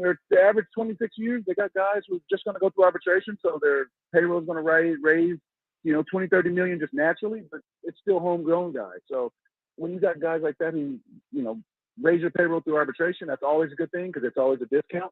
So if they can go out there and get a big name pitcher making a good amount of salary, just like the Houston Astros did, and they went and got Verlander with a year and a half left on his deal, so they're able to keep him and see if they really loved him in the organization. There was a fixed salary, opposed to if you go get a free agent, we don't know what the free agent is going to make. So that's the way that Baltimore would have to do it. It's going to be hard for them to go and say, hey, you know, big name free agent pitcher, you want to come pitch in Baltimore against the Yankees, against the Red Sox, against Tampa, against the Blue Jays? Or if you're traded here, you ain't got no damn choice. Here's the ball. Yeah, that's no how doubt. you do it sometimes. It'd be interesting to see some of these teams that are playing well right now if they make any moves, man, at the deadline, and if there's anybody out there available. That's the weird thing. You didn't just get in an auto accident, did you? Or? No, again, but somebody's driving some crotch rocket around Barcelona streets all fast. But no, I mean, I don't know who's going to be available. That's the thing. It's so thin. You know, like you don't want to go get Giolito because you're only going to get him for 2 months. If you get Giolito, you go get him now, so that you can, because he's a free agent after this year. You know, if you want to go get somebody from the Cardinals, I mean, I'm sure they'll rebound, but yeah, they're not that good this year. So like, it's gonna be a thin one, and you know, hopefully you have pitchers that you know come out of nowhere. Just have a pitcher that just comes out of nowhere and creates a name for himself. You mentioned Wilson Contreras when I brought up guys who are struggling, and Woodsy and Paul talked to Katie Wu covering the Cardinals about it yesterday. But that's an interesting story to me. A guy who's had a ton of success, and then it's not just that he's going to the rival, but the fact that, you know, he's not doing what the Cardinals are asking him necessarily to do behind the plate. Does that surprise you? I mean, what's your read on that? I mean, look who they just had for 20 years. Okay. Yep. You had a staple for 20 years. I mean, that the coaching staff, the analytical people, they didn't have to do nothing for 20 years. This man, I say maybe the last 8. Okay. Didn't have to do nothing. There was no preparation. Yachty did it all. Yachty was everything. Yachty's not there. Everybody, you got to pick up the slack. It's a new catcher. It's a new system. You know, it's the same system for the Cardinals organization.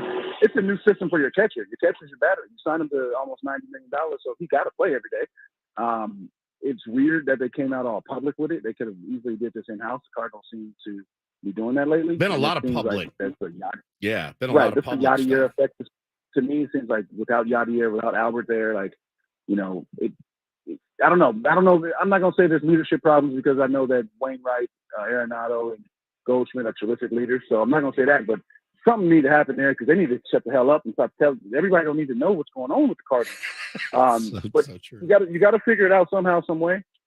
He's gonna play, but what sucks is that since he's not playing, he's not catching. He's moving, the kid Jordan Walker. Where's he gonna play? He's moving other people into uncomfortable situations, especially the decision makers, because there's guys that need to DH. But if he's making $18 million, his ass is DH. I don't care who hits 600. Guy making a lot of money is on DH. So somebody said it proposed a good thing. Why don't the Red Sox just trade for him? They wanted him anyway. Just trade for him now. We'll eat a little bit of money and keep it moving. But again, that's all. Padres need a catcher. Padres could use a catcher, new catcher maybe. That's probably a phone call I'd make. I don't know if I mean, but again, you're gonna have to talk to Darvish. You're gonna have to Darvish. Yeah. I mean, go talk to Darvish. He pitched to him. I don't know if Darvish used him. Maybe He yeah. did. Maybe I mean, he I'm did. sure he pitched to him, but I'm sure he pitched to him, but I'm sure he asked for the other guy. Maybe, yeah. I'd like Whoever to the other guy I'd is, like I to don't know. It could have been It was Paul Bachman.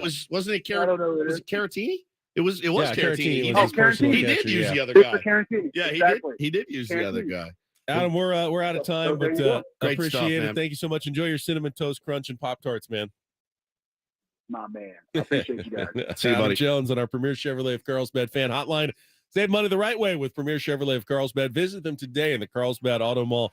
Chevrolet find new roads. Hey, man cannot live on jamon and manchego cheese and green olives alone. Paella Need some and- Pop Tarts yeah, every once in a 100%, while. no doubt. All right, we'll come back with Mookie Betts and the Haunted Hotel next on 97.3 The Fan.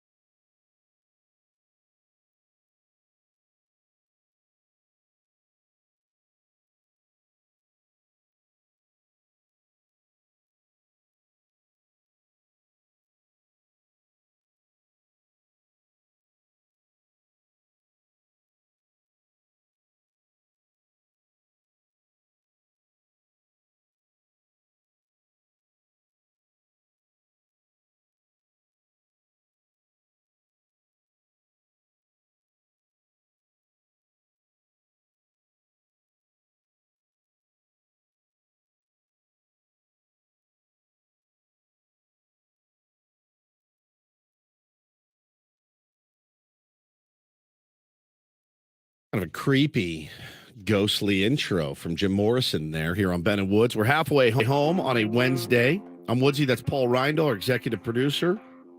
Benjamin Higgins is our Secretary of Homeland Exploration, and he is back today. Over, you haven't sneezed once. No, I'm like 80% back. It's not bad. 80%. You can give us an inning.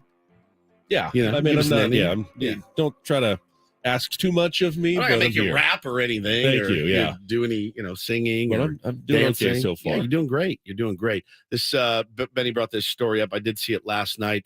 It reminded me, and of course, the story as it goes is Mookie Betts. So the Dodgers are in Milwaukee to take on the Brewers, and Mookie is not staying at the team hotel.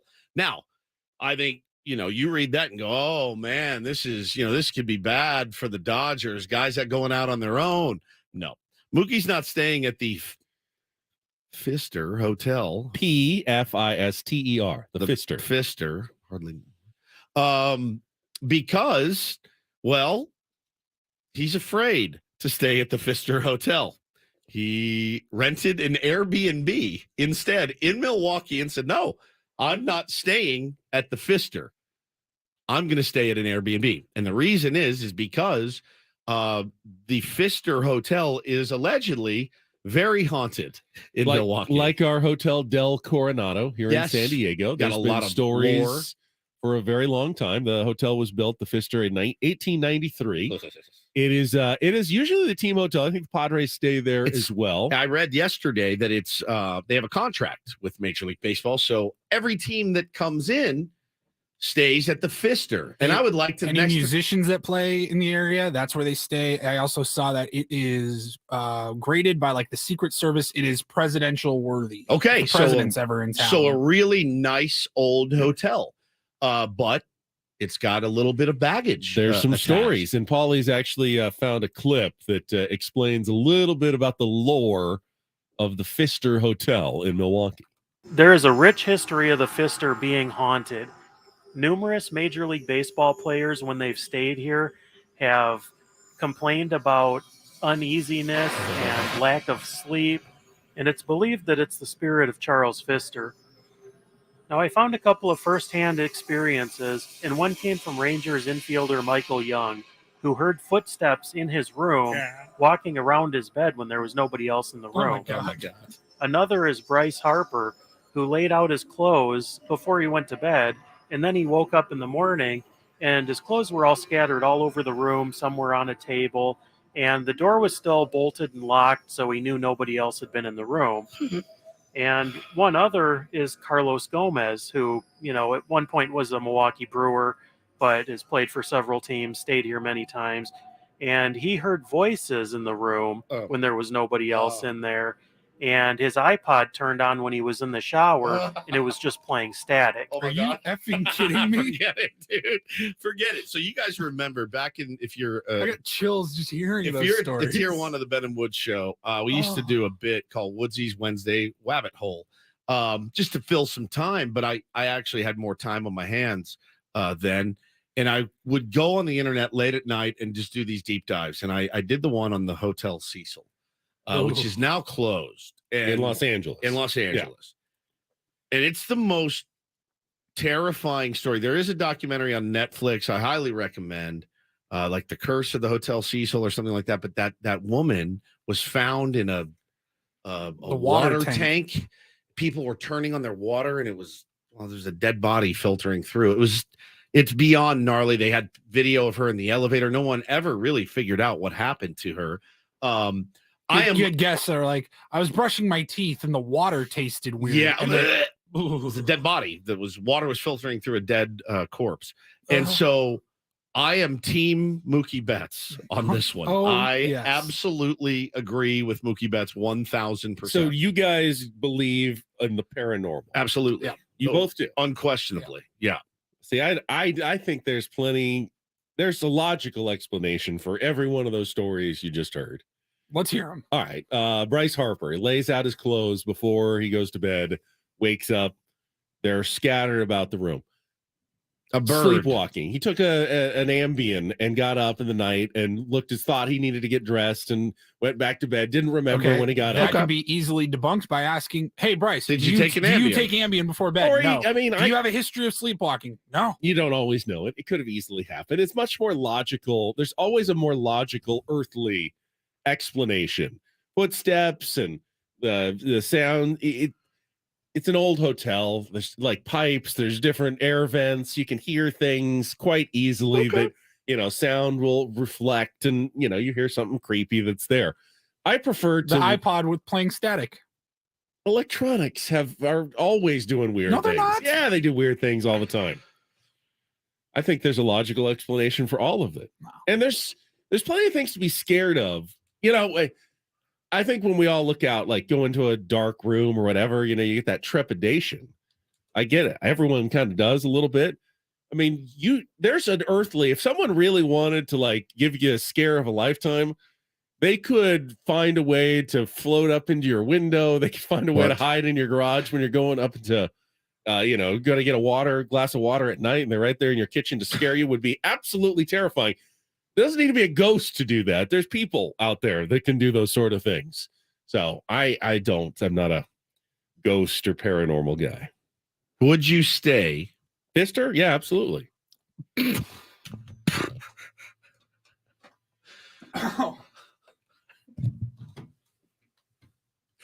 Would you stay at room 3327 at the Hotel Del?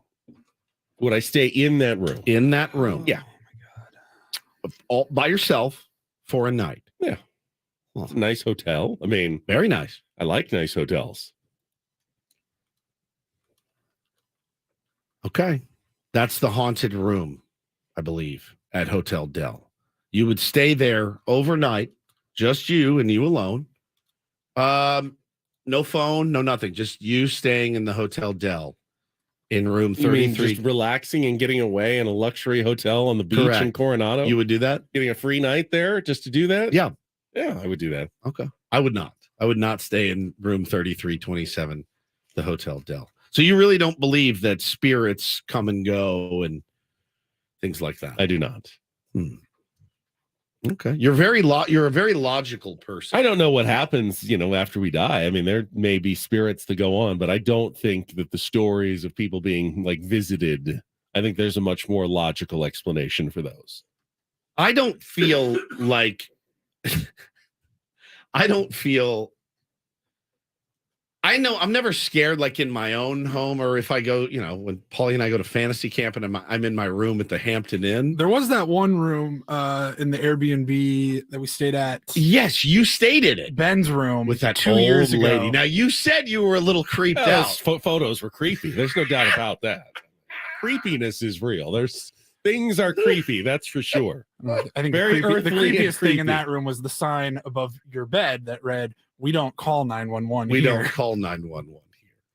Anyways, I digress. No, the creepiest thing is the picture of the old woman and the kids staring a hole at Ben as he laid down in his bed. No, I mean, when I was a kid, I was definitely scared. I think I saw a movie and like our teacher showed it was called The Watcher in the Woods or something. And there's like mirror, there was a girl trapped on the other side of the mirror. And for years, like mirrors would creep me out. I got freaked out as a kid. We had a downstairs, mostly it was like there was an office and like a rec room, a den with the big screen and the couch and all that. That's where I would hang out most of the time. But all the bedrooms, kitchen, everything was up the stairs. So at the end of the night, I would turn off all of the lights and have to go up the stairs. And I always got freaked. I had to sprint up the stairs. I was always terrified something was going to come up behind me and like grab my feet or something. But I have had a ghost experience, a paranormal experience, but it was never in my home. Excuse me? Haven't I told you this? No. When in college, I worked at Woodstock's Pizza by San Diego State. And people the famously haunted pizza joint. Yeah. Yes. People had told me like, "Oh yeah, this building is haunted." I was like, "Okay, ha ha ha." And then I'd been working there for several months, and one night we were closing shop and place was closed. We had a giant walk-in fridge, right? Big ass heavy door. And it was a small walkway. So the doors on your right, if you're walking through the hallway, doors on your right to the fridge. On the left was a cork board with notes or whatever. Right. And thumbtacks. And one day we were leaving. We had set the alarm. We turned off the lights. And we were walking past the fridge through the hallway to go out the back door. And it was me and one other guy. I swear to God, I'd call him right now. He would tell this exact same story word for word. We're walking. There's about 5. I'm walking ahead of him. There's about 5 feet in between us, right? As I walk past the corkboard on my left and the fridge on my right, every single thumbtack on the corkboard shot off of the corkboard towards hit the wall or the door of the fridge. There you go. And they fell to the floor. And then my buddy Brian was behind me. This happened in front of him and behind me. And I turned around and he was White. pale white. White Like, as a- what the F White just as a happened? ghost. Dude, we ran out of there. We shut the door and got in our cars. There's no explanation for that. 2 years later, I go, hey, Brian, do you remember? He goes, I think about it all There's the no time. explanation for thumbtacks going against the way that you're like shooting out. Some sort of magnetic You're field. an idiot. You're all right. Maybe pipes behind the board like burst at the like time. there was a strong surge that Yeah, caused maybe- the wall maybe to that's push what out and happened. caused the thumbtacks to fly off the board. You know, I don't ever wish ill on you, but I hope that you get haunted, and then I hope that some old lady comes in and runs her bony finger down your face tonight. why would they even while want? you're asleep? Why would the ghost even want to do that? Is that fun for the ghosts? Is that like because you don't believe? is that fun? They Do they come- like get their They jollies? tickle your like gullet like this with their bony finger. She lived 100 years on Earth, and then all she's got to do now is run her bony ghost fingers over my over face. your gullet. That seems like a stretch to me. Woods. Look at this little gobbler just running her bony, disgusting. What does she get finger. out of that? Hello, Ben. Wake up, Ben. You go and have a good laugh about it with the other ghosts later. Of course. That's what I just did to this guy in the hotel room. I ran my I finger fingered over his face. gullet. Oh, dude, you're out of your You should have mind. seen it. He was terrified. It was so funny. I hope. Is that what the ghosts are all doing? I Just hope like you get haunted. telling funny stories about how they Oh. haunted all of us living people. All right, here's another one. There's that hotel that they filmed The Shining in. Shining is, for me, the top tier. You don't most think it freaked out. behooves like the movie makers to sort of embellish Of course. stories Of like course. this to add to the mystique of whatever they're doing? Of course. That being said, I would never stay in that room at the Overlook Hotel. Whatever it's called now, like whatever the hotel is actually called. That room where the old lady was in the bathtub, never. You couldn't, I wouldn't do it for 50 grand. I would not spend the night in there. I couldn't, there's no way. I'd be a wreck. I could feel like my body tensing up, even thinking about like trying to lie in bed in that room in that haunted ass hotel. How did all the blood get in the elevator? I don't even understand. It's a great question No. from the kids that were murdered with an axe. Roman, I mean, Roman that's asks, way why is more Ben blood. shilling against the paranormal? Yeah, why are you Are shilling you against- are you a part of big anti-paranormal? You're I big. am. You're part Yes. of big anti-paranormal. All right. Well, he's always very logical. Well, we know who's getting spooked next time we all take a trip. Oh, absolutely. It's going to be Ben. That being said, I think Oh, that I'm not above being scared. Certainly, I can be terrified. I'm just terrified of the real. I think that's a lot more scary than the paranormal. Kathy says my friend in Kansas City had just set her wedding bouquet down on the counter. She turned around and it hit her in the middle of the back. She asked her husband why he threw it at her. He was nowhere near it. I see that happens all the time. Yeah.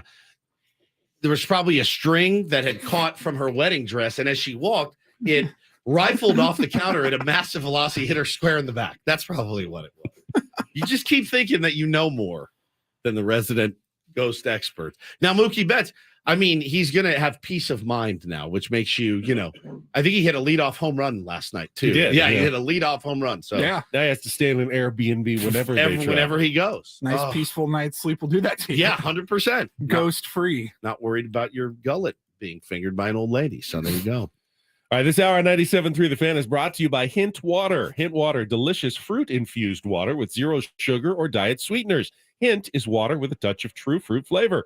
Available in stores across the U.S. or delivered to you at hintwater.com. Still coming up, Chris Rose from the Rose Rotation I always enjoy talking baseball he's with the Chris. best. He's going to be with us at the bottom of the hour that is coming up. We can talk more Padres as well after a 6-1 win over the Minnesota Twins. All coming up on San Diego's #1 sports station, back after a check of traffic here on 97.3 The Fan.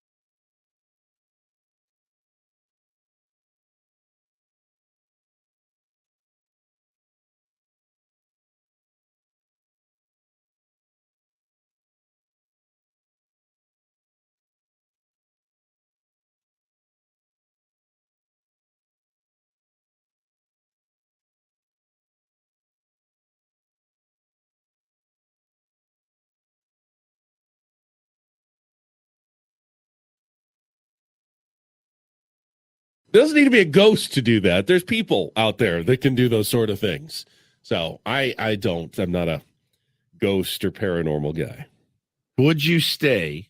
Pfister? Yeah, absolutely.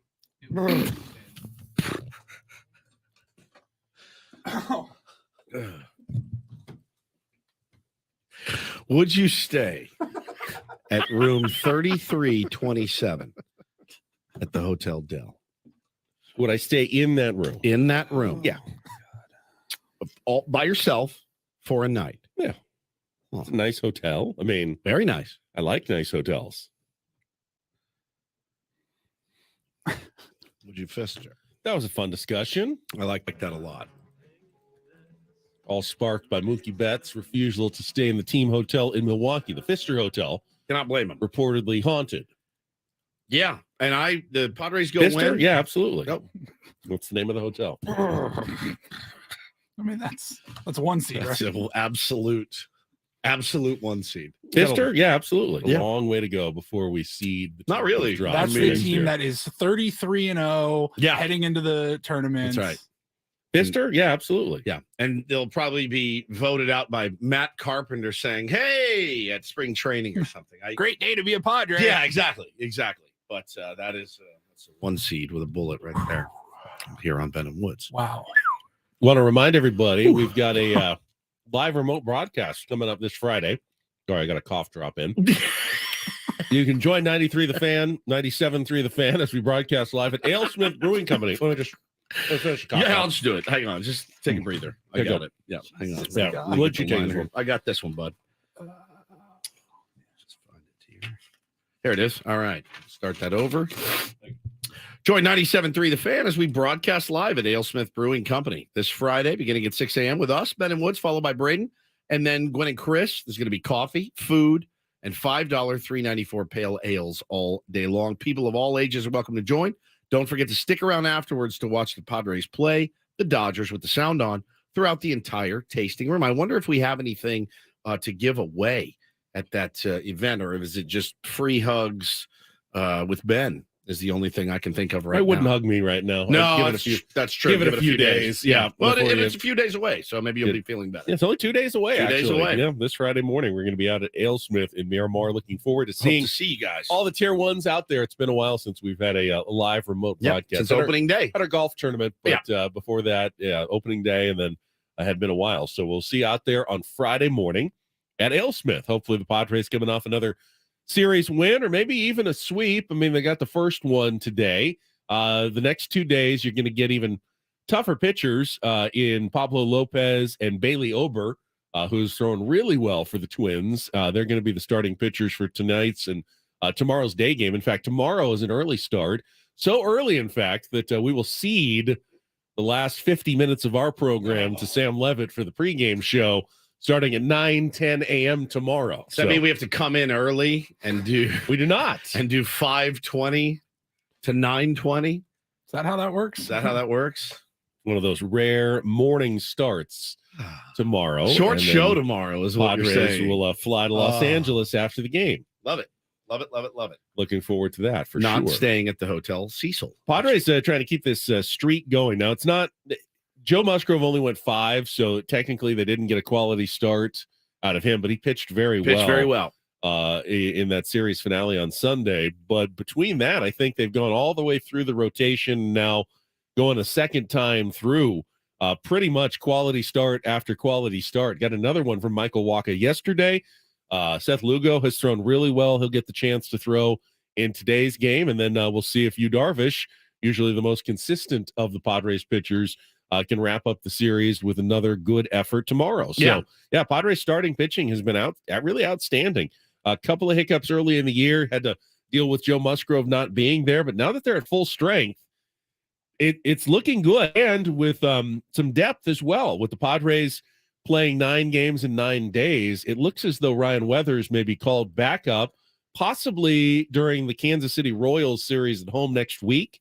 That's a little more speculation on my part, but You're just reading the tea leaves. yes, as it were. there's definitely talk. They're saying when they need a 6th starter, he's going to be brought up, and had his second straight and went 4 shutout innings, has not allowed a run since going back to AAA as they try to keep him stretched out for the use as a sixth starter. So I wouldn't be surprised if Ryan Weathers' next start comes Monday or Tuesday, maybe next week against the Kansas City Royals at Petco Park. Yeah, I mean, when he got sent down, there was a little bit of a hubbub going on from his family, and it's understandable. He pitched really well when he was here, but as a kid with options, you knew they were gonna exercise those options and bring him back when it was the right time, and credit to him for going down there and pitching well. So good for him. I thought he got lit up in his first appearance. Did he not? He gave up a lot of walks, but I don't think he gave any runs. Okay. Yeah, he was a little off, but managed to, I think, keep anyone from scoring. Okay. And he only went 4 yesterday, but that was a clear sign to me that they don't want to waste his you don't want to innings burn in all those AAA. innings. He doesn't need to go 7 down there. They consider him a major league pitcher now. They just don't have a spot for him on the roster, which means you got to keep him fresh, but you don't want to burn a ton of the innings. So, 4 innings, shutout, threw well. My guess is that his next start will be back on the big league level, so the Padres can keep giving guys 5 days of rest instead of 4 between their starts for the most part. Well, yeah, whatever they're doing right now, starting pitching wise, you feel pretty confident with these guys on the mound, and like you said, everyone turned through the rotation has pitched pretty well. It's wild that Joe Musgrove was the only one, but I think that was a symptom of, obviously he was coming back. He has not thrown a ton of innings yet this year, so they're still working to build him up, his pitch count. So I expect him to be well in the 100 pitches in probably a few weeks. All right, let's break now. Chris Rose wants to get on a little bit early, good, so done. we will take time out and we'll come back with Chris Rose, one of our absolute favorites to talk baseball with next year on 97.3 The Fan.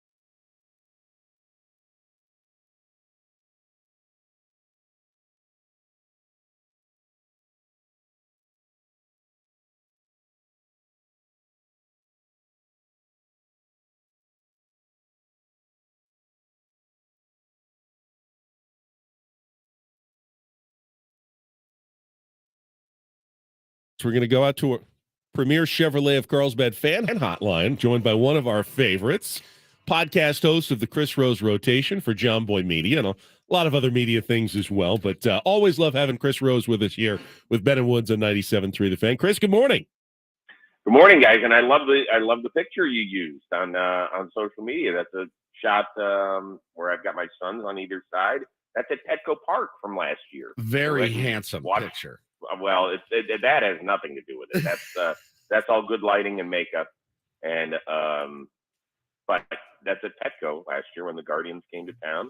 We'll be there in a month as well as my favorite baseball team pays a visit here.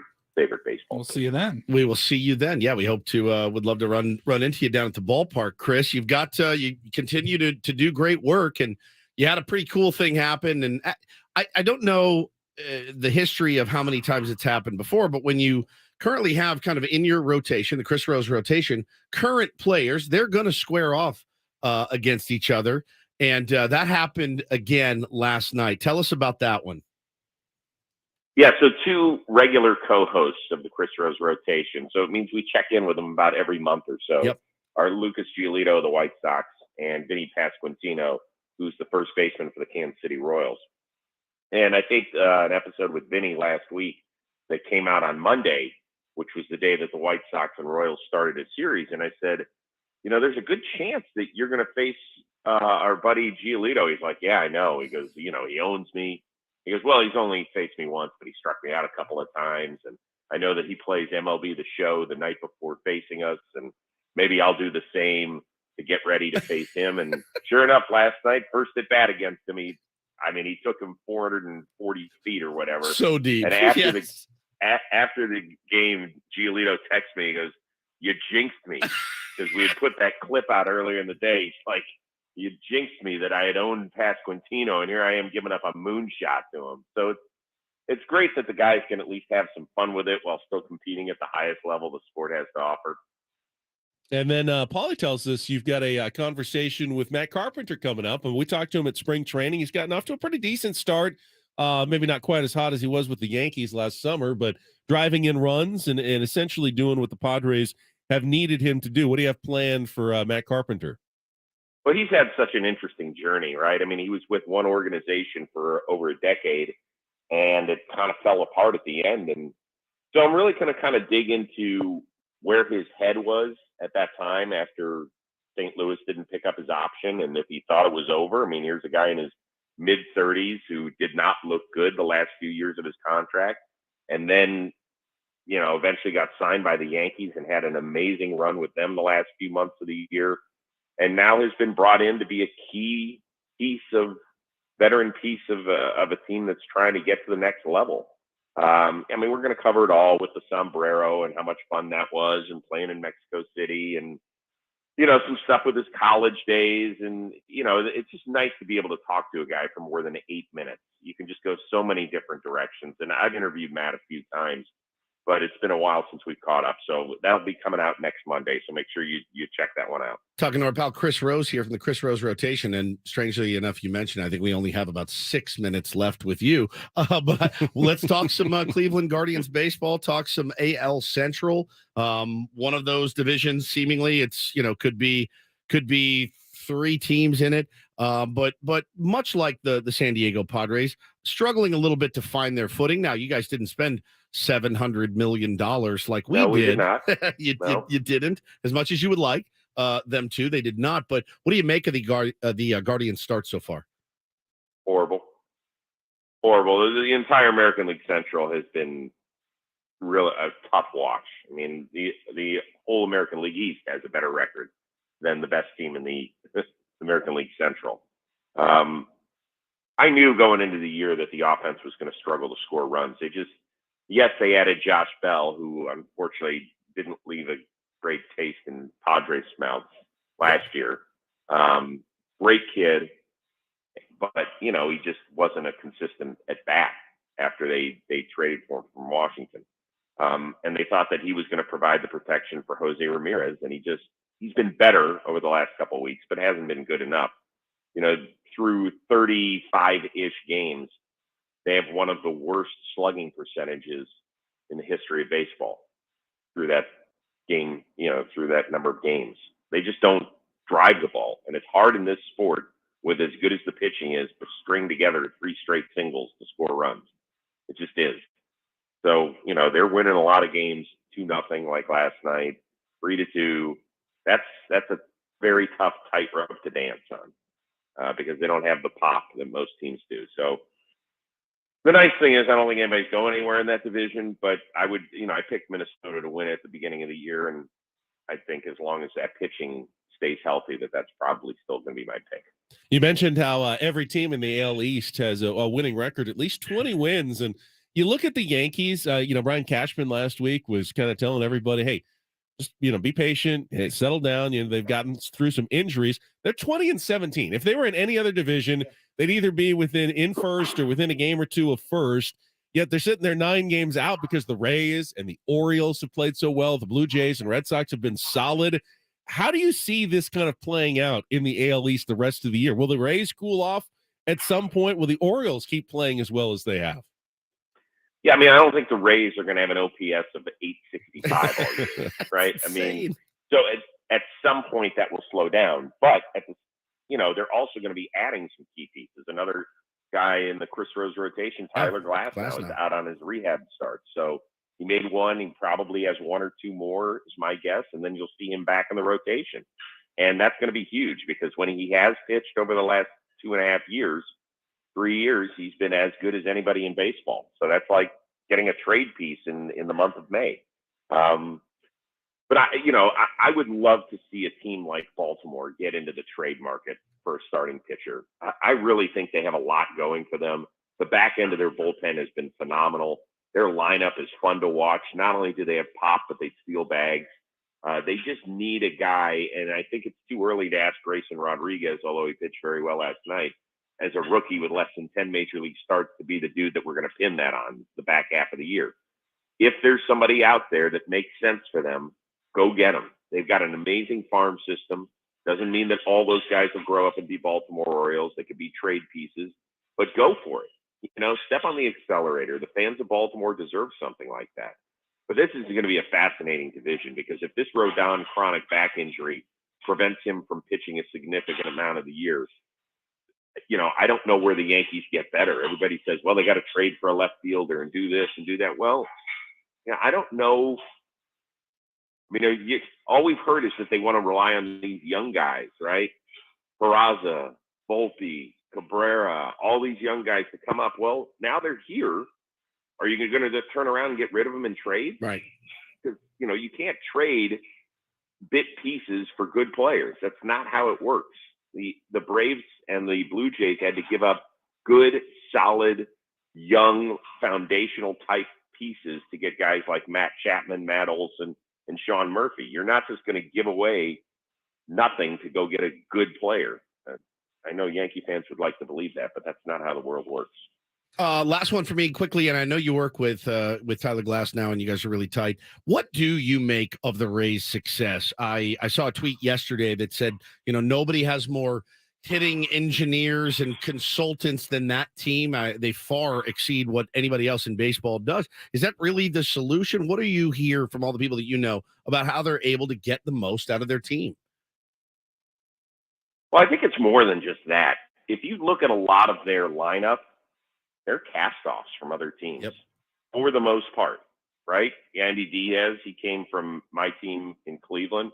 Harold Ramirez bounced around, including in Cleveland for a while. God, I see a theme developing here, which is horrible for me. So they are willing to take, I don't think it's fair for me to say what's in the scrap heap of other squads, but guys that for whatever reason may not have worked out ideally, and say, hey, we see something in this guy. And maybe it's just a little tweak, a little tinker, give them some information that can be valuable without overloading them. Glasnow speaks so highly of everybody in that organization. There's not this push-pull sort of deal where some teams are like, God, these guys just hammer us over the head with these numbers, and it just doesn't make sense. I haven't heard him complain once about any of that stuff. And, Neander, who's the GM there, they have an open door. He's walking around the field. He's accessible. He's not the big, scary guy in the booth that's looking to replace you. if you have something to say to him, he's right there. I think that goes a long way. So I think it's more than just punching numbers and looking at digits with them.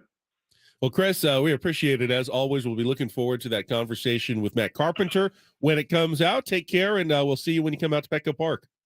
Guys, I always appreciate the time. I'll see you in a month when the Guardians come down there and lose 2 or 3. But don't worry. That sounds great to us. Thank you, buddy. That's Chris Rose on our Premier Chevrolet of Carlsbad fan hotline. Save money the right way with Premier Chevrolet of Carlsbad. Visit them today in the Carlsbad Auto Mall. Chevrolet, find new roads. The Rays are playing so well that I don't have the audio. I meant to send it to Paulie last night, but I forgot. Evan Roberts from WFAN said that they were cheating. And they said, "Well, what proof do you have?" He What said, is "No." it with the He goes, city of New York? He goes, I don't need proof. The proof is like what Chris Rose just said. He said, yeah, take a bunch of cast-offs from other teams, and they have an OPS of 865 or whatever, 876 or whatever he said. And people were dragging him, and I think rightfully so, yesterday. It is a fascinating case study, what the Tampa Bay Rays do. And I did see, again, my pal Z tweeted out yesterday a graph of correlation, Ben, of salary, in payroll to hitting engineers, consultants, not coaches per se, the R&D, the research and the analytics, data development, things like that, research and development. They have far and away more than anybody else. Now,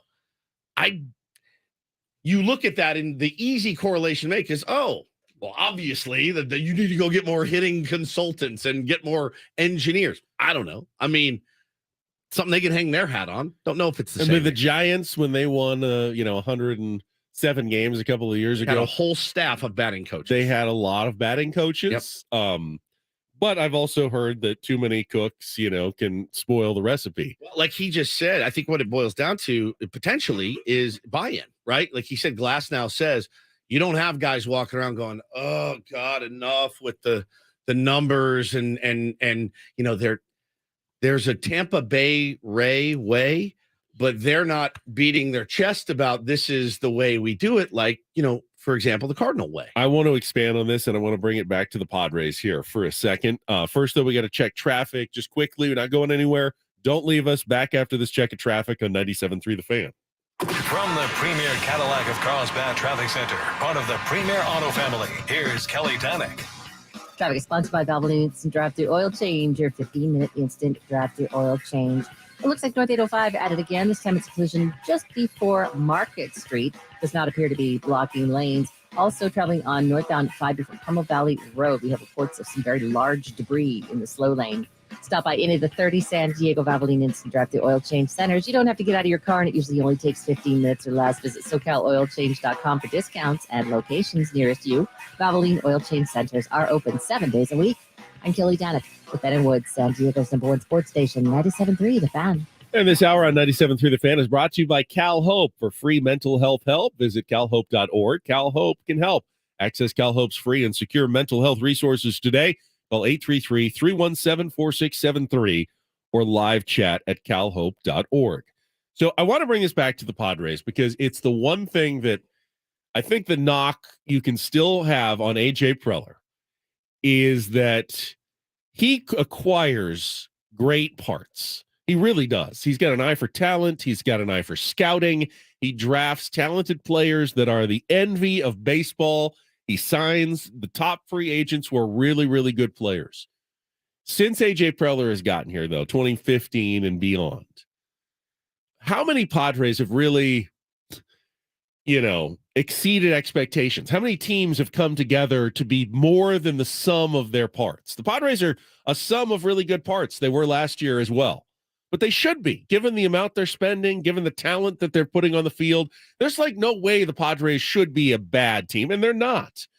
But the last time the Padres had a team that kind of surprised people and exceeded the sum of their parts, I go back to 2010. Yeah, my first year here. Yeah, when they making a playoff push. Yeah, they made a playoff push without, Adrian Gonzalez had a great year, but they didn't have the parts for the run that they made.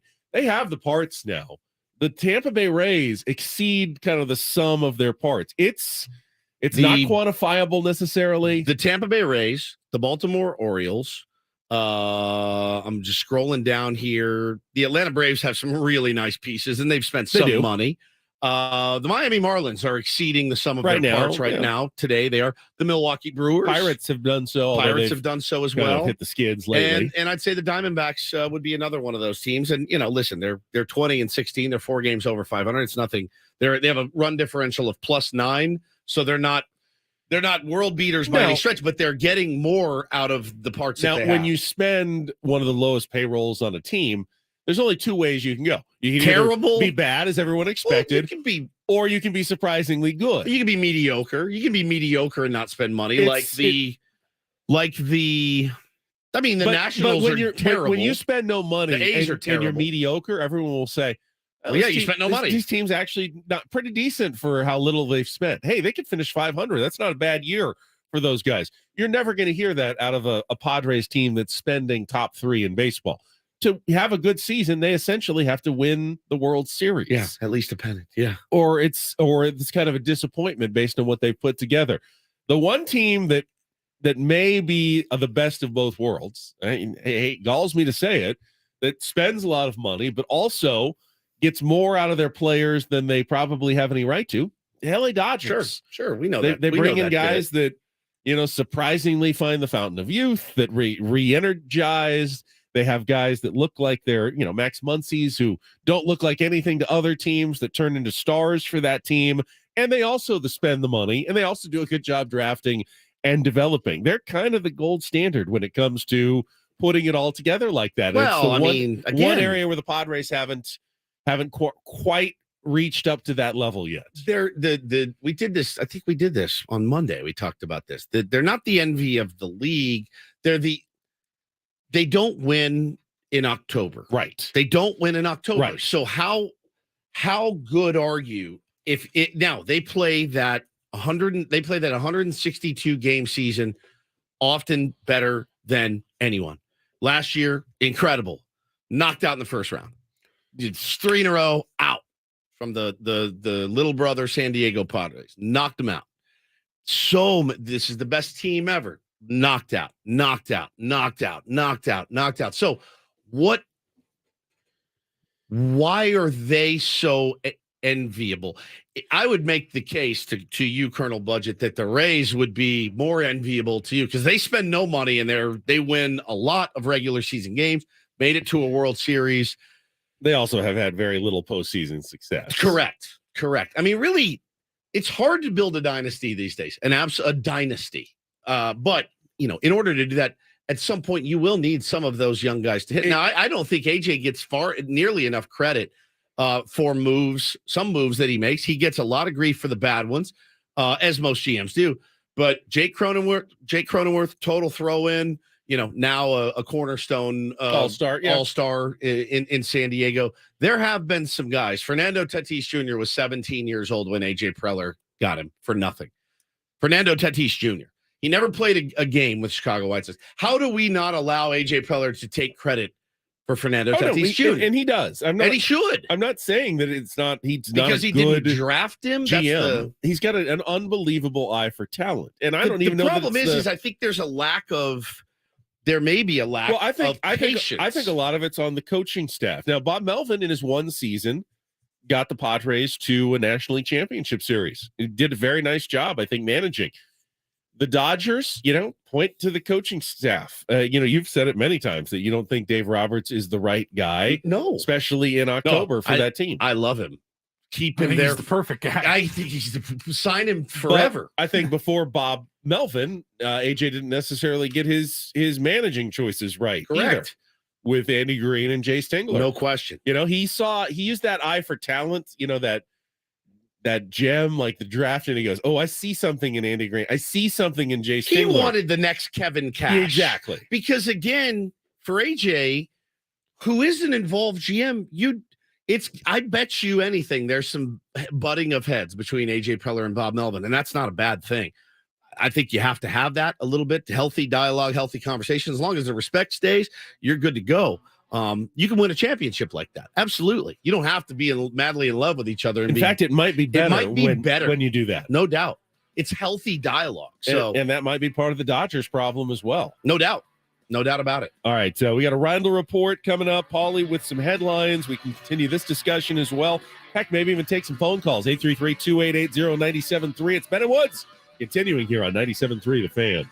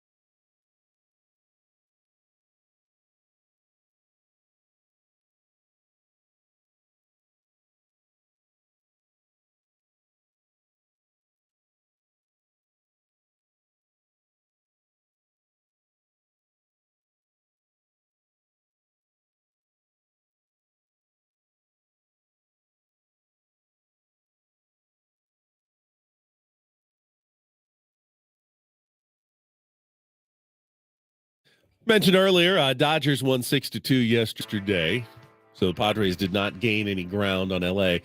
They did pick up a game on the Diamondbacks. Jorge Soler hit 2 home runs for the Marlins, including one that, just landed. Oh, my God.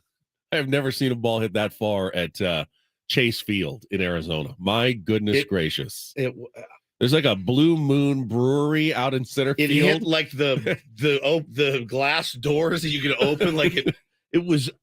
I don't know how you do. I don't know how you generate enough. Like People drinking beer thought this place is haunted. The- What just the happened there? balls So flying someone's around knocking up on the here. windows up here. It was unreal. Jorge Soler with a little bit of pop last night. Yeah, 2 bombs took care of the Diamondbacks, which is, I mean, I know we're scoreboard watching and it's May 9th or 10th.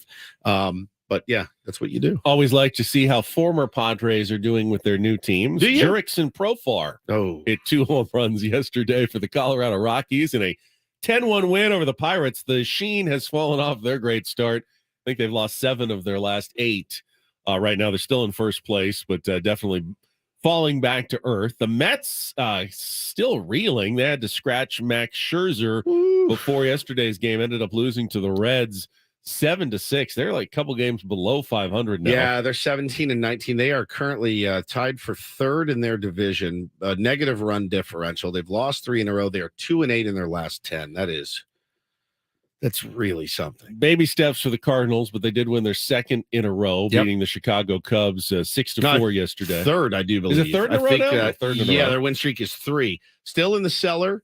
13-24, but making trying to creep a little bit. And Shohei Ohtani is human. He suffered his first loss of the season on the mound.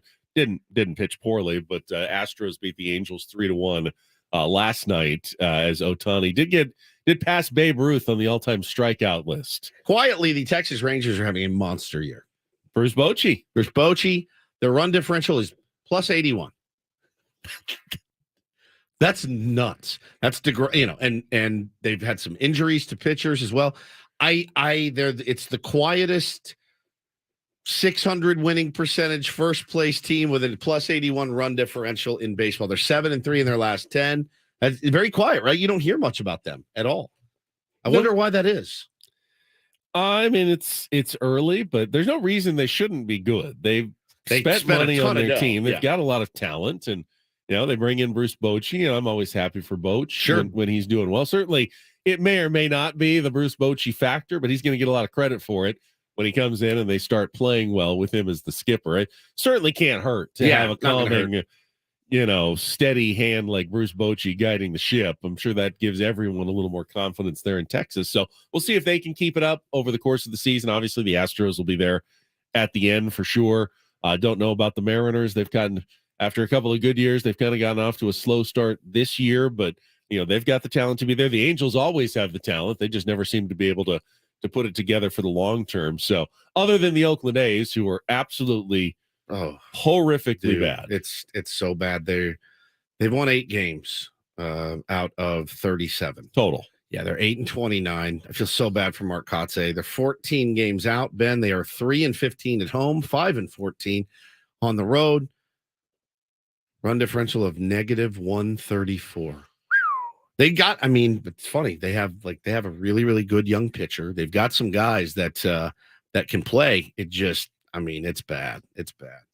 That's as bad as it gets. They're on pace to shatter. Royals aren't very good either. Padres are going to see truly the first abysmal team. I think that the Padres are finally playing. Body these this year is going to be the Kansas City Royals. Body them. You always feel a lot of pressure at that point. Yeah, of course you do. All you've been playing is first place team, first place team, first place team, first place team. And then you're like, even the Twins are a first place team right now. And then you got the Dodgers, a first place team this weekend. When will the Padres ever stop playing first place teams? Well, the answer is Monday. Yeah.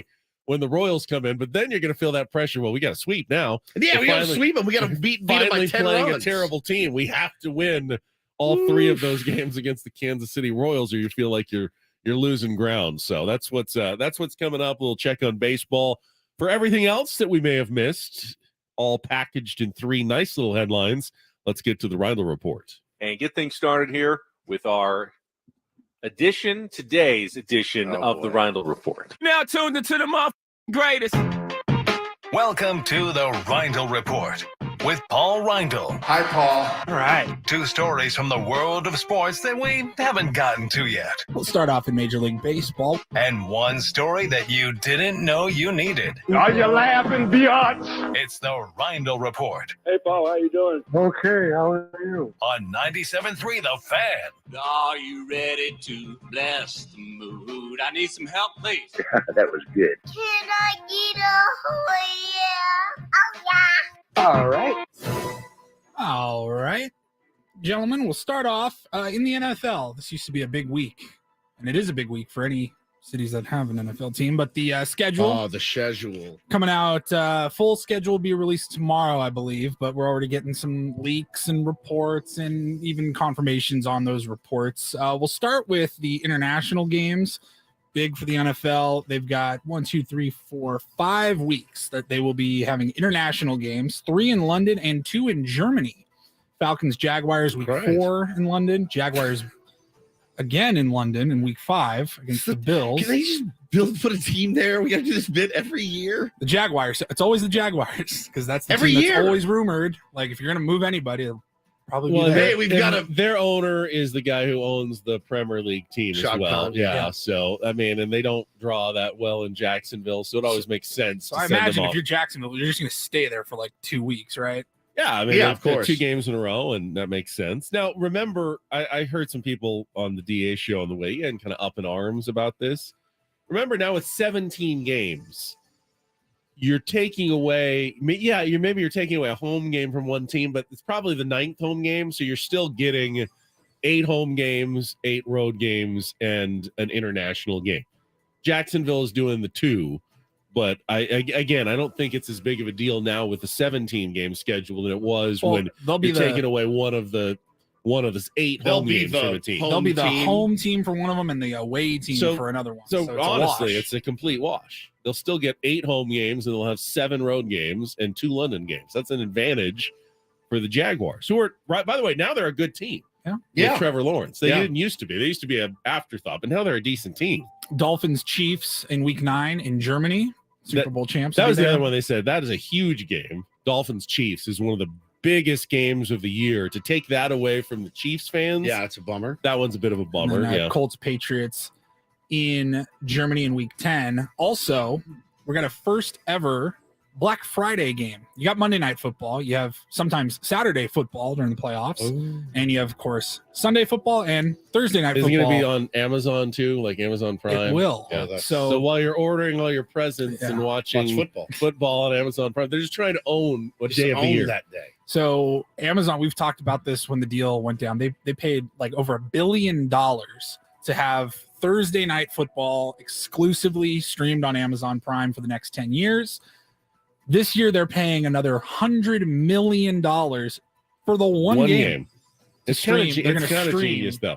I'm watching this game on Amazon Prime, and I guess I do need to get all my shopping done. Better buy Junior a new VCR. It's kind of genius. All of the graphics and commercials and everything that they're going to run. I mean, Amazon's going to make so much more money than they already do on that day. It's going to be a Jets-Dolphins matchup on Black Friday, the day after Thanksgiving, which is typically, I mean, again, there's no NFL Friday night games. So this will be the first. It's typically, I think it's rivalry week in college football usually. Yep.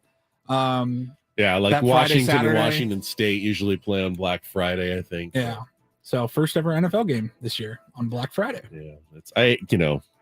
Not that corporate America needs big wins, but I have to tip my cap. Big wins for Amazon. That is genius. Nice to see the little guy come out. Nice to see Amazon catch a break for once. Jeff Bezos will finally be able to afford that 9th yacht of his. 19th. yacht. All right. In the NBA, yesterday, the Sixers took down the Celtics 115-103. Philly now leads that series 3-2, and the Nuggets crushed the Suns 118-102. They lead that series 3-2. Tonight in the NBA, you've got the Lakers at 7:00, and I don't know what channel that's going to be on, but TNT. Both is that again, a TNT game? Okay. And Lakers looking to close it out. They lead that series 3-1, and the Knicks will host the Miami Heat, and it's a must-win for the Knicks. 3-1 there too. Miami leads that one 3-1. What's the spread on the Lakers Warriors game? Can anyone tell me that? Yep, in 1 sec. Because I feel like unless the Warriors are favored like by double digits, let me get that for you. I gotta think Golden State's bouncing back at home with a big win. Lakers are gonna phone one in and try to wrap up the series. Lakers plus 7. Yeah, so I've got Golden State by 7.5. It's a pretty big number. I still think Golden State covers tonight. Really? Yeah, I think they send it back to LA fairly easily for a game 6. Okay. You got the Knicks are favored as well. Knicks are favored as well. Yeah, minus 3.5 is what I got. And I got the Celtics favored by 2. And Less confident about the Knicks. They got the Heat Suns just have favored. something going right now. They do. They do. All right, you think the Warriors cover? Huh? Yeah. I'm thinking Miami Lakers finals. Would be pretty solid. Now, LeBron has never lost a series, I believe, when he's been up 3-1. Is that correct? No idea. No. He's won one down 3-1. I saw yesterday. I saw Klay Thompson said after the game the other night, "Oh, we've done this before. Like we know how this works. We've done this before." So I don't know that I'd really reference that because yes, in the Western Conference Finals, like 7 years ago, they were down 3-1. Oklahoma City, I think. I believe you're right. Yep. And they came back and won and advanced to the finals. It was great. And then they go to the finals where they had a 3-1 lead. They were not a deficit. They were up 3-1. Blew it to LeBron They Cavs. blew it to the Cavs. It's the Warriors though. They win 3 games in a row, falling out of bed. So I would not feel 100% confident at this point, even if as a Lakers fan. Like that idea? All right, and finally, Iron Maiden is suing a lingerie company called Maiden Wear. Maiden Iron. Go figure. Maiden Wear. Maiden Wear. Is it made in the? I thought that was like a Tupperware company. Is it made in the traditional stylings of Iron Maiden clothing? No, it's more just the name. So Maiden Wear. Did you say Maiden? Maiden Wear makes corsets, bras, underwear, all everything. And the band owns the trademark Iron Maiden for all clothing. Now, lingerie is not specifically mentioned. It just says all clothing. And they feel that the Maidenwear goods are too related to their band name. And it's confusingly similar, is their quote. Like, it's confusing. And they say... Like, I came here for an Iron Maiden record, and I walked out of here with a bustier. And I'm very confused. This says Maiden, that says Maiden. And I don't know why I have this ball gag that I bought here. I have no idea. I thought I was getting an Iron Maiden album. They Doesn't say make any that the sense. confusion, and this is a quote, could injure the band's reputation in the trade with the public. I'm not buying it. Like, I love Iron Maiden, but now that they are promoting, or maybe promoting lingerie, I'm out. Yeah, that's it for It's me. a money grab. That's Bruce Dickinson for you, though. That's how that dude rolls. This is a band that has a song called, The Number of the Beast. Number of the Beast, yeah, one of my favorites. One of Bo's first bands that he ever loved. was Charlotte Iron the Maiden. Harlot. Yeah, they're really worried about the lingerie market. Well, I'm Ladies' undergarments. I remain an Iron Maiden fan, and will. Thank you, Paulie. You're welcome. Just had the whole lawsuit involving Ed Sheeran and Marvin Gaye's people. He got off the hook. Yeah, we'll continue to make music. Apparently, so he was just talking about that. We talked about this story about how one of his songs they claimed was a ripoff of the It was Thinking Out Loud by Ed Sheeran and Let's Get It On by Marvin Gaye. right. And Ed Sheeran actually brought his guitar into the courtroom, and he said that what made the difference with the jury. He played like 100 different songs that all sounded like like it. "Let's Get It On" by Marvin Gaye, and goes, we're not all just copying one song. The rest of history is just all based on this one song. This is how music works. How does that And he won his case. People have been playing music for years and years and years and years and years and years and years and years. You got a band, maybe you're an established band, and you're just kind of putting some chords together. Like at some point, somebody has published something with that progression, right? Oh, of course. I mean, country music is 4 chords and the truth is what they say. That's good country music. But it's how you sing it. It's the melody. It's how you strum it. Do you pick it? Do you it's strumming patterns. It's all kinds. I can make the same song sound 3 different ways. It's just how you play it. So I'm just not the world's biggest Ed Sheeran fan and was looking forward to his retirement. So congratulations on your lawsuit winning. Now we're got to suffer through Ed Sheeran for the next 50 years. So perfect. Now let's open our phone lines. Padres fans, love Padres to hear talk. from you here. 833-288-0973. 833-288-0973. Has this offense in your mind? Say it. Turn the corner. You son of a. Is that what you didn't want me to say? Turn the corner. Feels like a fairly inert statement. Turning. You're the about to corner. stop the inertia. Turn the corner a little bit. No. Did I just guarantee a 1 run on 4 hits today, sort of thing? Yes. I believe so. Well, I apologize if I did. Padres fans, what do you think? 833-288-0973. More Ben and Woods coming up after a check of traffic here on 97.3 The Fan.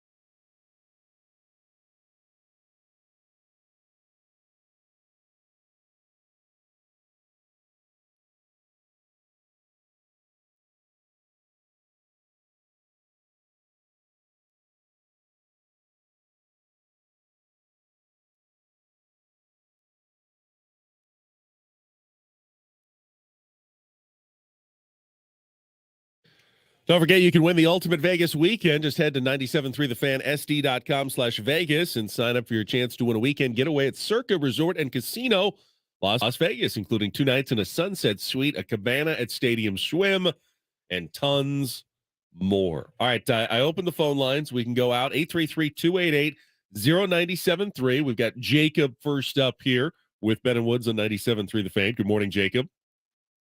Good morning, guys. How you doing? Doing pretty good. First time caller on the radio ever. Awesome. Wow. So that's exciting. I've always wanted to try to catch you guys. But I listened to the show yesterday, and I promised I won't drop any F-bombs. Thank you. Thank You you. know. That was so terrifying. And Ben never heard it because Paulie caught him in time. So that was good. Yeah. Well, I'm calling to get your guys' insight on, I know Nola's been a big topic for all of us. Yeah. He's kind of been a sore spot. But, I mean, Sullivan's come in. We brought him up. It's a short sample size, but everyone online and all my friends are saying to DFA Nola. And if we did that, but I mean, is it time to think about maybe putting Sullivan as the starter and just have Nola be that backup guy? Or does Nola just have such a good standing? I said this yesterday on Twitter, and I stand by this. I think the Nola offensive struggles and defensively, we don't throw anyone out. Everyone swipes bags on us. I think we've thrown out one guy all season. Does that sound right? We've caught one guy stealing. Yeah. A lot of that's on the pitchers. We've talked about that kind of ad nauseum. The Nola offensive struggles are a little bit easier to swallow if the big four are doing their job and Cronenworth's hitting a little better and, Carpenter's driving in runs and Ha-Seong Kim who's playing okay. I mean, you can stomach, I would say, a defensive first catcher. The one thing we do know about Austin Nola is that guys like throwing to him. That's the only thing we know. Guys are comfortable throwing to him. That's it. But can guys get comfortable throwing to other people? Yes. Should they? I'll also believe yes. Yes. I think, at this point, Ben, what does he really do well other than provide comfortability to? I mean, of course, guys have their comfort zone. Like we talked about. I wasn't expecting us to bring up Victor Caratini's name at all this morning, but we did. That was Yu Darvish's guy. Yep. He got traded or released, whatever. It's not like Yu Darvish is going to be like, I don't know what to do anymore, guys. I can't pitch anymore. I'm out. Yeah, you adapt. Figure it out. But it's easier to swallow if he's playing well defensively. You can eat the offensive struggles if the other guys are pulling their weight. In the 9-hole, he had a decent game last night. I mean, I like the dude a lot. Really, really good dude. Wore that fastball to the face. But yeah, I mean, if you want to be a championship winning team, Ben, is that the guy? A guy that potentially you can get 4 to 5 bags off a night if you're one of those aggressive teams. Unfortunately, Jacob, I don't think Brett Sullivan is the answer. I don't either. Brett Sullivan is just a guy who's here while Luis Campusano is hurt. Now, I hope Campusano may be the solution. If not long term, at least for the next couple of years until Ethan Salas comes around. But, if he starts hitting and, can be a little more consistent behind the plate, then maybe Campy is the guy and Nola ends up just as your backup second guy. What Nola does, though, and, you can say it's boring. He does walk. He's got a 264 on base percentage, which is not great, but when you're only hitting 158, he's walked as many times as Manny Machado. He's got a good eye. He works counts. He's had some good ABs. He gets deep into counts on pitchers. He does. And it's a little thing, but it is something that is valuable that he does, that he's out there in addition to the leadership, the comfortability, being a guy that, works well with the pitching staff. And it's one thing that, Brett Sullivan doesn't do. He's walked, I think, once since he's gotten here. He doesn't take the kind of at-bats. Now, Nola's at-bats rarely result in anything good, but he puts in good at-bats. I mean, he was a 300 hitter I can't 2 years ago, anymore, but, that was longer than that. 2020, I guess, 3 years ago. In the pandemic season? With the Mariners, when he was with the Mariners. Yeah, he was hitting 300 when they acquired him. But, yeah, he hasn't been that in San Diego. I don't expect that ever from Austin Nola, but if he could just hit 215 with the kind of on-base percentage, the walks that he gets, that'd be actually a fairly valuable guy to have behind the plate. Well, I mean, but defensively, though, what other than, take no guys. One's really throwing out a ton of guys. Any catcher's throwing out anybody now with the bigger bases. And what is the best? the only 2 disengagements. The runners have a real advantage now, a real big advantage. JT's the best at it. I don't know what he is right now. 2023 catching statistics. And by the way, Padres pitchers are generally horrible at holding runners as well. It's not all on Austin has he Nola. thrown out 3 this year? Nola? Yeah. Sounds about right. I would have taken the under, but yeah, I mean, like last night, somebody swiped a bag on him, but dude, there's no look over, no nothing. Like there was no attempt to. I'm going to keep. I mean, even Yadi Molina would have trouble throwing out runners, given how bad the Padres pitchers are at holding bases. A guy like you, Darvish, have said, I don't even care really about. That's not what they're focusing on. That's not what they do. Diaz from Colorado has thrown out 10 guys. Gabriel Moreno from Arizona has thrown out 9. Keibert Ruiz for Washington 8. Real Muto 8. William Contreras 7. Down at the bottom, Will Smith from the Dodgers has only thrown out 2.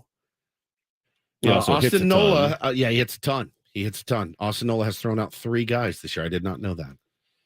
So got 1,000 fielding percentage though, the highest catcher in baseball. Did you know that? He makes nice plays on those ones that are out in front of the plate. He does that fairly well.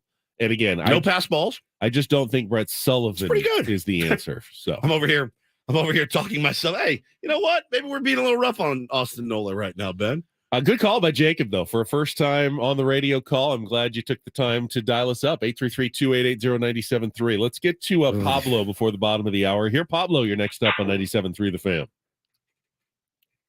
Oh, hi. Pablo. Hey, how you doing? Hey, buddy. How you doing, man? I'm good. How's your morning going so far? Fantastic, man. What'd you want to say? So, yesterday on my commute home last night, I was hearing Chris talking about, Tony, talking about expecting the Pods to beat up on the Twins last night. 10 runs plus, got a rookie right-hander, 5+ ERA.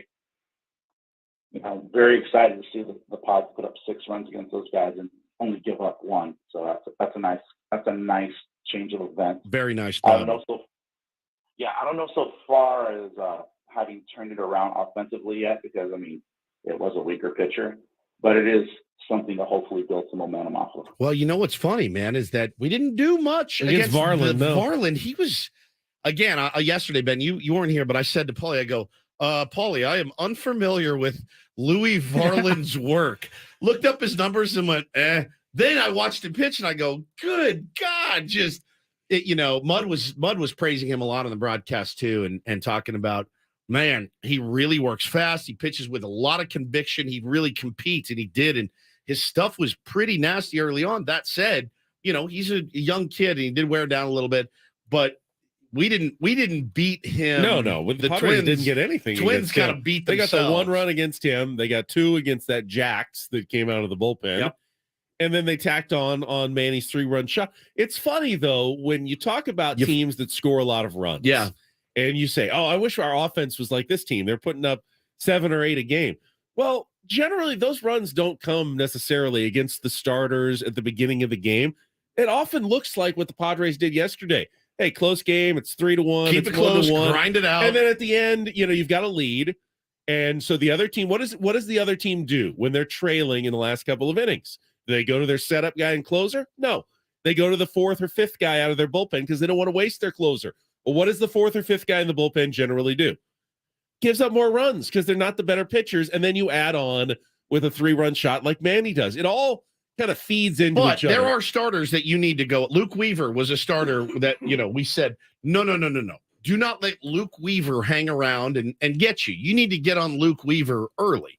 There are guys, when you go up against those 1s and 2s and hell, 3s in some cases, yeah, man, grind that thing out, get into the bullpen and see what you can do.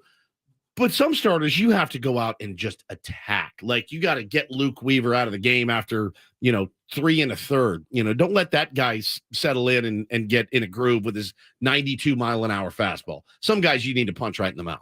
All right, we've got more calls on the line. Let's keep it rolling in our final segment coming up here. 288-0973. Baseball season, of course, is here. Live coverage of every Padres game on 97.3 The Fan is now available through the Odyssey app. Wherever you are in the San Diego area, you can listen to every pitch of the Padres on Odyssey. Download the free Odyssey app, search 97.3 The Fan to get started. That's how I listened to this very show yesterday morning in my bed. The Odyssey app? The Odyssey app. You didn't watch on YouTube? I didn't watch on You didn't YouTube. want to see it. My eyes were closed the entire time, so it wouldn't have helped. We put you right to I sleep. was just trying to rest and relax. All right, we'll come back. Final segment of Ben and Woods next on 97.3 The Fan.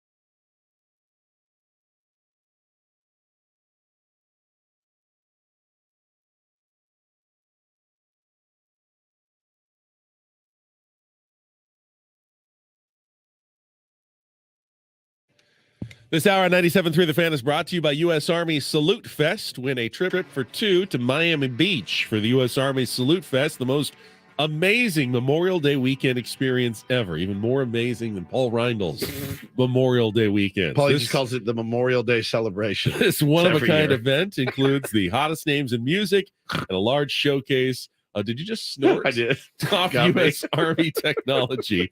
Register now at usasalute.com and use promo code KWFN. That's in Miami? Miami Beach. I'm going to miss that. I'll be celebrating Memorial Day. Yes, celebrating and my Memorial anniversary Day. in Las Vegas. Right. Of course you will. One of my it's like the worst thing to laugh at because it's a very somber day. But Paulie said, "Oh, my favorite holiday, Memorial Day." What? Well, because I get the long weekend. It's my anniversary, so I look forward to it. Didn't think it that one didn't out. come out Well, right. it also, you guys had already, it was, I think the question, it was a topic wheel question. What's your favorite holiday? You Yeah. guys both said Christmas, I think. Yeah, And I was like, well, I said Thanksgiving. Christmas. What's I it, gotta Christmas? switch it up a little bit. Memorial Day. Yeah, Memorial Day. Love it. My favorite. Phone That's my lines. favorite. Phone lines are open 833-288-0973. Some I guess this is probably good news if you're an Aztecs basketball fan. Neither Lamont Butler nor Jaden Ledee was invited to the NBA draft combine. Saw that yesterday. And they got like 80 or 90 guys, I think, that get invited. On only like 60 or so get drafted. So if you're not invited to the combine, there's a good chance you're probably not getting drafted, which means both guys will probably return. You would have to get invited to a private workout for a team and just blow them away. And I think Butler was working out for, was it the Jazz I saw this week? He's getting a couple workouts, but I would say everything's trending toward getting those two guys back. Now you're not getting Keyshawn Johnson back. He is either going to play pro ball or is going to transfer, and he's gotten some interest in transfers, including he may be playing it with Bronny at USC next See year. who else is playing with Bronny at USC next year? Did you see this? Dennis Rodman's kid is Oh. transferring in as well, which is nuts. I don't know his name or anything. I just saw the article, skimmed through it because I don't really care about USC basketball all that much. But I saw the baby worm. the baby worm out there going to be playing with Bronny James. So interesting. All right. So, that's just a little college basketball. His name is note for DJ. you. DJ? Rodman. Well, very cool. Dennis Rodman Jr. All right. We will come back after a check of traffic here on 97.3 The Fan. From the premier Cadillac of Carlsbad Traffic Center, part of the premier auto family, here's Kelly Danick. Traffic is sponsored by Big Box Storage. Visit bigbox.com. We still have a handful of problems wrapping up our morning drive. Northbound 805, just past 43rd, a collision over the right shoulder. Looks like that is in the clearing stage. Northbound 5 near Pershing, two-vehicle accident over the right shoulder. Up ahead, they cleared that accident near Claremont Drive. Westbound side of the 52, right before the 125. Looks like tow truck is on scene of a collision. That's got the fast lane blocked. Need to rent a storage unit? Forget renting and loading a truck. Big Box Storage delivers the storage unit right to you. Loaded at your convenience, and it'll be picked up and accessible in your storage unit. Need storage? Get the storage you need with free delivery and pickup at bigbox.com. I'm Kelly Danick with Ben Woods, San Diego's #1 sports station, 97.3 The Fan. By the way, if you've forgotten, the Aztecs did steal one of USC's best players, Reese Dixon Waters, the 6th man of the I year in had the forgotten. I'm Pac-12. glad you reminded me. 'cause And I then, did as long as forget. I'm on college basketball, all right. updating the Don't Do This story you did yesterday, Bob Huggins, who went a little salty on the radio. A little? With, a couple of gay slurs. homophobic Yeah, slurs. gay slurs, Yeah. yeah. So they've decided on his punishment. But they He's not- fired him, for No, sure. they didn't fire him. He's going to be Suspended without pay. He's going to be suspended, and he's taking a salary cut of Okay, hang $1 on. million per year. So that's significant. Yeah, The from, suspension, like, it starts during the season. they or haven't. he's- I don't think was they've he announced suspended for when 2 or weeks how during the long off season. the suspension is. You can't make the 5 recruiting calls you were going to make. Right.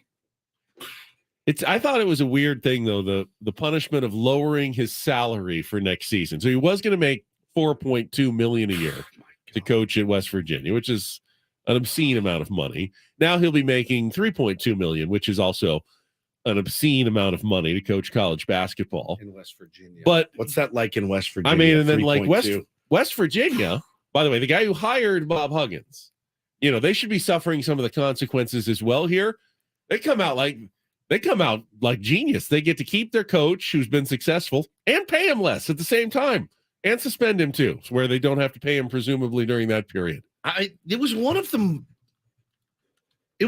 more shocking pieces of audio I've heard. To be fair, I didn't get a chance to talk to you about it because I wasn't here yesterday. It was shocking. Did he know he was on the radio? Yes, he knew he was on the radio. No, we don't have to. We don't have to. It seemed so. It was horrible. It was everybody involved. I get we It was have crazy. Adam Jones on. He'll occasionally drop says some ass. colorful language. He says in ass. there. You had Danny Rojas on yesterday. He dropped a couple People F-bombs. use. And not like there's ever a good time for that, but like it was just so weird. Like it's the middle of May. You're talking to an old college basketball coach from your city, like used to coach in Cincinnati like 20 years ago. You're like, where is this even coming from? Not that it would have been acceptable, of course, during basketball season or anything like that, but you're just like, this came out of nowhere. From a guy who has spent decades in the public limelight as a college basketball coach who constantly has to do interviews and meet with the media. It should be ingrained at this point that you don't do that sort of thing in public. You shouldn't do it in private either, obviously. But to just so casually drop it the way he did on a radio interview, I thought for a moment, does he want out? Does he just want to get fired? And, I thought that would do he it. can't get out of his contract or something. And like, you know what? I'll just get canceled. And this is fine. I want to be out of here. I don't want to do this anymore. This should do it. I'll just take care of it on this radio interview. When I heard it was stunning. Well, it didn't, and it wasn't like a mistake. It wasn't like a flub. It was Paul. You do have the audio, it's beeped out, right? I mean, just for people who haven't heard this, but Steve also tells me that you have the best portal transfers. Have you poached any Xavier guys to come to play for West Virginia? Catholics don't do that. No, we're above the fracas, aren't we? No problem. Yeah, absolutely. I mean, I tell you what, any school that can throw rubber penises on the floor and then say they didn't do it, my God, they can get away with anything. had he said that in the interview, I would have laughed. I would have laughed and said, "Ha ha ha, that was a funny, weird, wheels off, unhinged interview." He didn't stop there. Rubber penis. Was this I think that was at the Crosstown Shootout, wasn't it? It was transgender night, wasn't it? What? Was that It was a crosstown shootout. Yeah, no, what it was all those those Catholic I think. All right. Well, they were envious they didn't have one. Oh my God. Steve, your comments about Bob Huggins. Is he the best? He's the best. How do you keep your job? That's why I gave a don't do this to the radio hosts as well. Yeah. Like, how do you laugh about that? And you say, isn't he the best, guys? How do you keep your job though, right? This day and age. Well, now it's costing him $1 million a year to do that radio interview, essentially. What the hell was with their music? Like, did they just have what was with the music playing? The blasting? Do we need that when we're interviewing people? Well, I heard it and it was very distracting. And I can't imagine like having to interview somebody and have that in the background. But it's WLW in Cincinnati.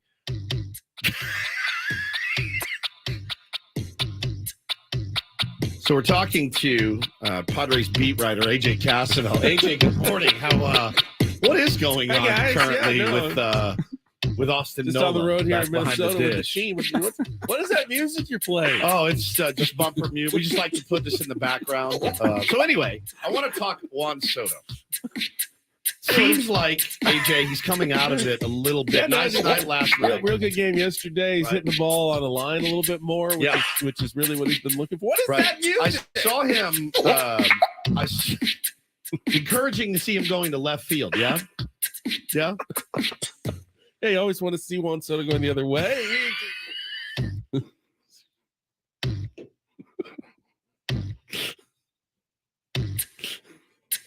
Is this a rip of a? Is this duty free? Royalty free music. Royalty free. Right. Duty free. Duty free. What is duty free, by the way? That's when you're in the Air Force. Right. Is it a bit? And you're though? flying international, so you don't have to pay any taxes because you're taking it out of the country right away. All right. Hang on. Question. Cigarettes and liquor. You don't have to pay those high cigarette and liquor taxes. So let's say I'm going to France. Right. So I go to the airport here. Then you'll be like in an international terminal where you go through like a customs check. So I say, I'm going to buy this bottle of Captain Morgan here in the States. Right. And I'm going to take this over with me to Europe. Right. Because I want Captain and Cokes, and I don't want to pay the high French you'll prices. show your ticket that you're about to board an international flight, and they'll say, oh, you don't have to pay our United States liquor taxes on that because you're essentially already leaving out of the country. It's like a bit of a neutral zone, as it were. It's put up with insurance. How I don't understand insurance works. Customs. Put that up there, and the things that Woods will never understand. Going through customs. You have anything to declare, Mr. Woods? Exactly. I have no idea. 7 years ago. I have no idea. How about the agricultural checkpoint when you're driving back from Arizona to California? That's an odd one. Any fruits and vegetables, Mr. Woods? No. Do I look like I eat fruits and vegetables, sir? Customs domes me out to no end. I don't know what it means. I mean, if I have a bag of potato chips, do I have to declare that because potatoes were grown in the ground? It's lost on me. And like the duty free, is it a scam or is it a good deal? No, it's a good deal. You avoid paying a lot of taxes. But if I'm buying, you can't just do it though if you're going home. Like you arrive at the airport and then you're on your way back to your car. Some duty you free. Can't get duty free. You have to show you're actually leaving the country. Okay, but isn't it marked up because it's in the airport? No, I don't think so. I think it's a pretty good price. That's why people like to do it. So, but you're telling me for things like cigarettes and alcohol, a lot of the price baked in is taxes already. Right. Before you even pay the sales tax, there's the liquor and. So what if I could go to Bevmo, get a bottle of Captain Morgan, put it in my carry-on bag, but I couldn't get it through security because it's too much. That's true. Too much liquid. Interesting. But you've already passed security. You're at the duty-free store. Duty-free. Yeah. Have you ever bought anything at the duty-free store? I have never. I've never really traveled internationally. Just once, before. right? I went to London. I went to London, but I was on the Chargers plane, and I don't remember why. Whoa! I told you that. Easy. I had to fly to Buffalo to meet the Chargers plane to get on it, and they put us in the back with other media people. Or did they actually? Well, the NFL had chartered a plane for both the teams, the Saints and the Chargers, who were going. Spin the topic wheel, Paulie. See what this guy has to say. I was on the Chargers team plane. Humble brag. Not that much of a brag, I'll tell you that. No wonder he thought the Padres would just get us on their team plane to Korea. Well, the Chargers did it, guys. We've talked about this before, but not in a topic wheel capacity. Who would you want to play you in a movie about your life? Who would I want to play or who should play? I guess those are two different answers. I right? want younger Vince Vaughn to play me. Who will play me? Kevin James. You want Ben Affleck to play you, but who would play you is. I mean, Tom Cruise is a little old, but again, I thought that would be the most accurate portrayal. 4 feet shorter than you, number one. Hollywood. Number two. They can put him on risers. They can make him look taller. By Tom Cruise, you mean Bobby Bacala from The Sopranos. I guess we need parameters on this. What's his name? Sharippa. Robert Sharippa. Yeah. Like, is it... They got to look kind of like you, right? Of course. Tom Cruise isn't like... Well, hey, I mean, good my morning, life everybody. Story, they'll have to play me as a younger man as well, and I didn't always look like this. He's much shorter than You've seen some of my younger pictures. I have. You thought I was a lady killer back in the day. I could have turned you into one, but you weren't. Could have been. But it's not Tom Cruise. He would come up to your hip. I get that. Very short. I get that. I would like Vince Vaughn, but it would be Kevin James. I would like it's identical Paul Rudd, but it'd probably be Jon Favreau. You do actually look like Kevin James. I understand. I've heard it many, many times, Bobby Bacala. I've heard it many times. If we're going to take personal shots at each other. Okay, the King of Queens, Paul Blart. I've heard it all. I want to die right now. Why don't you go home sick again? Oh my God.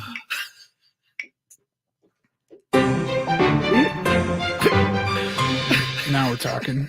What's your favorite ice cream flavor? Yeah, vanilla. What?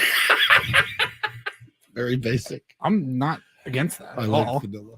I love Vanilla bean. I like Rocky Road. I love coffee chip. Yeah. And good. I love like the mint cookies and cream.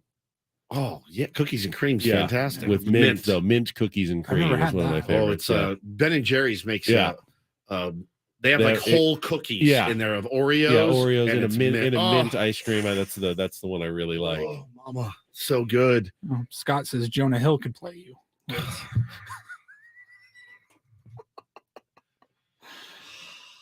I hate this job. I like strawberry ice cream. I love peach. What's that one? Hey, Ice Jonah cream. Hill could play you. I like strawberry ice cream. Trying to take the heat off you a little bit. after How's I that just put heat it, off after me? I just put it on you?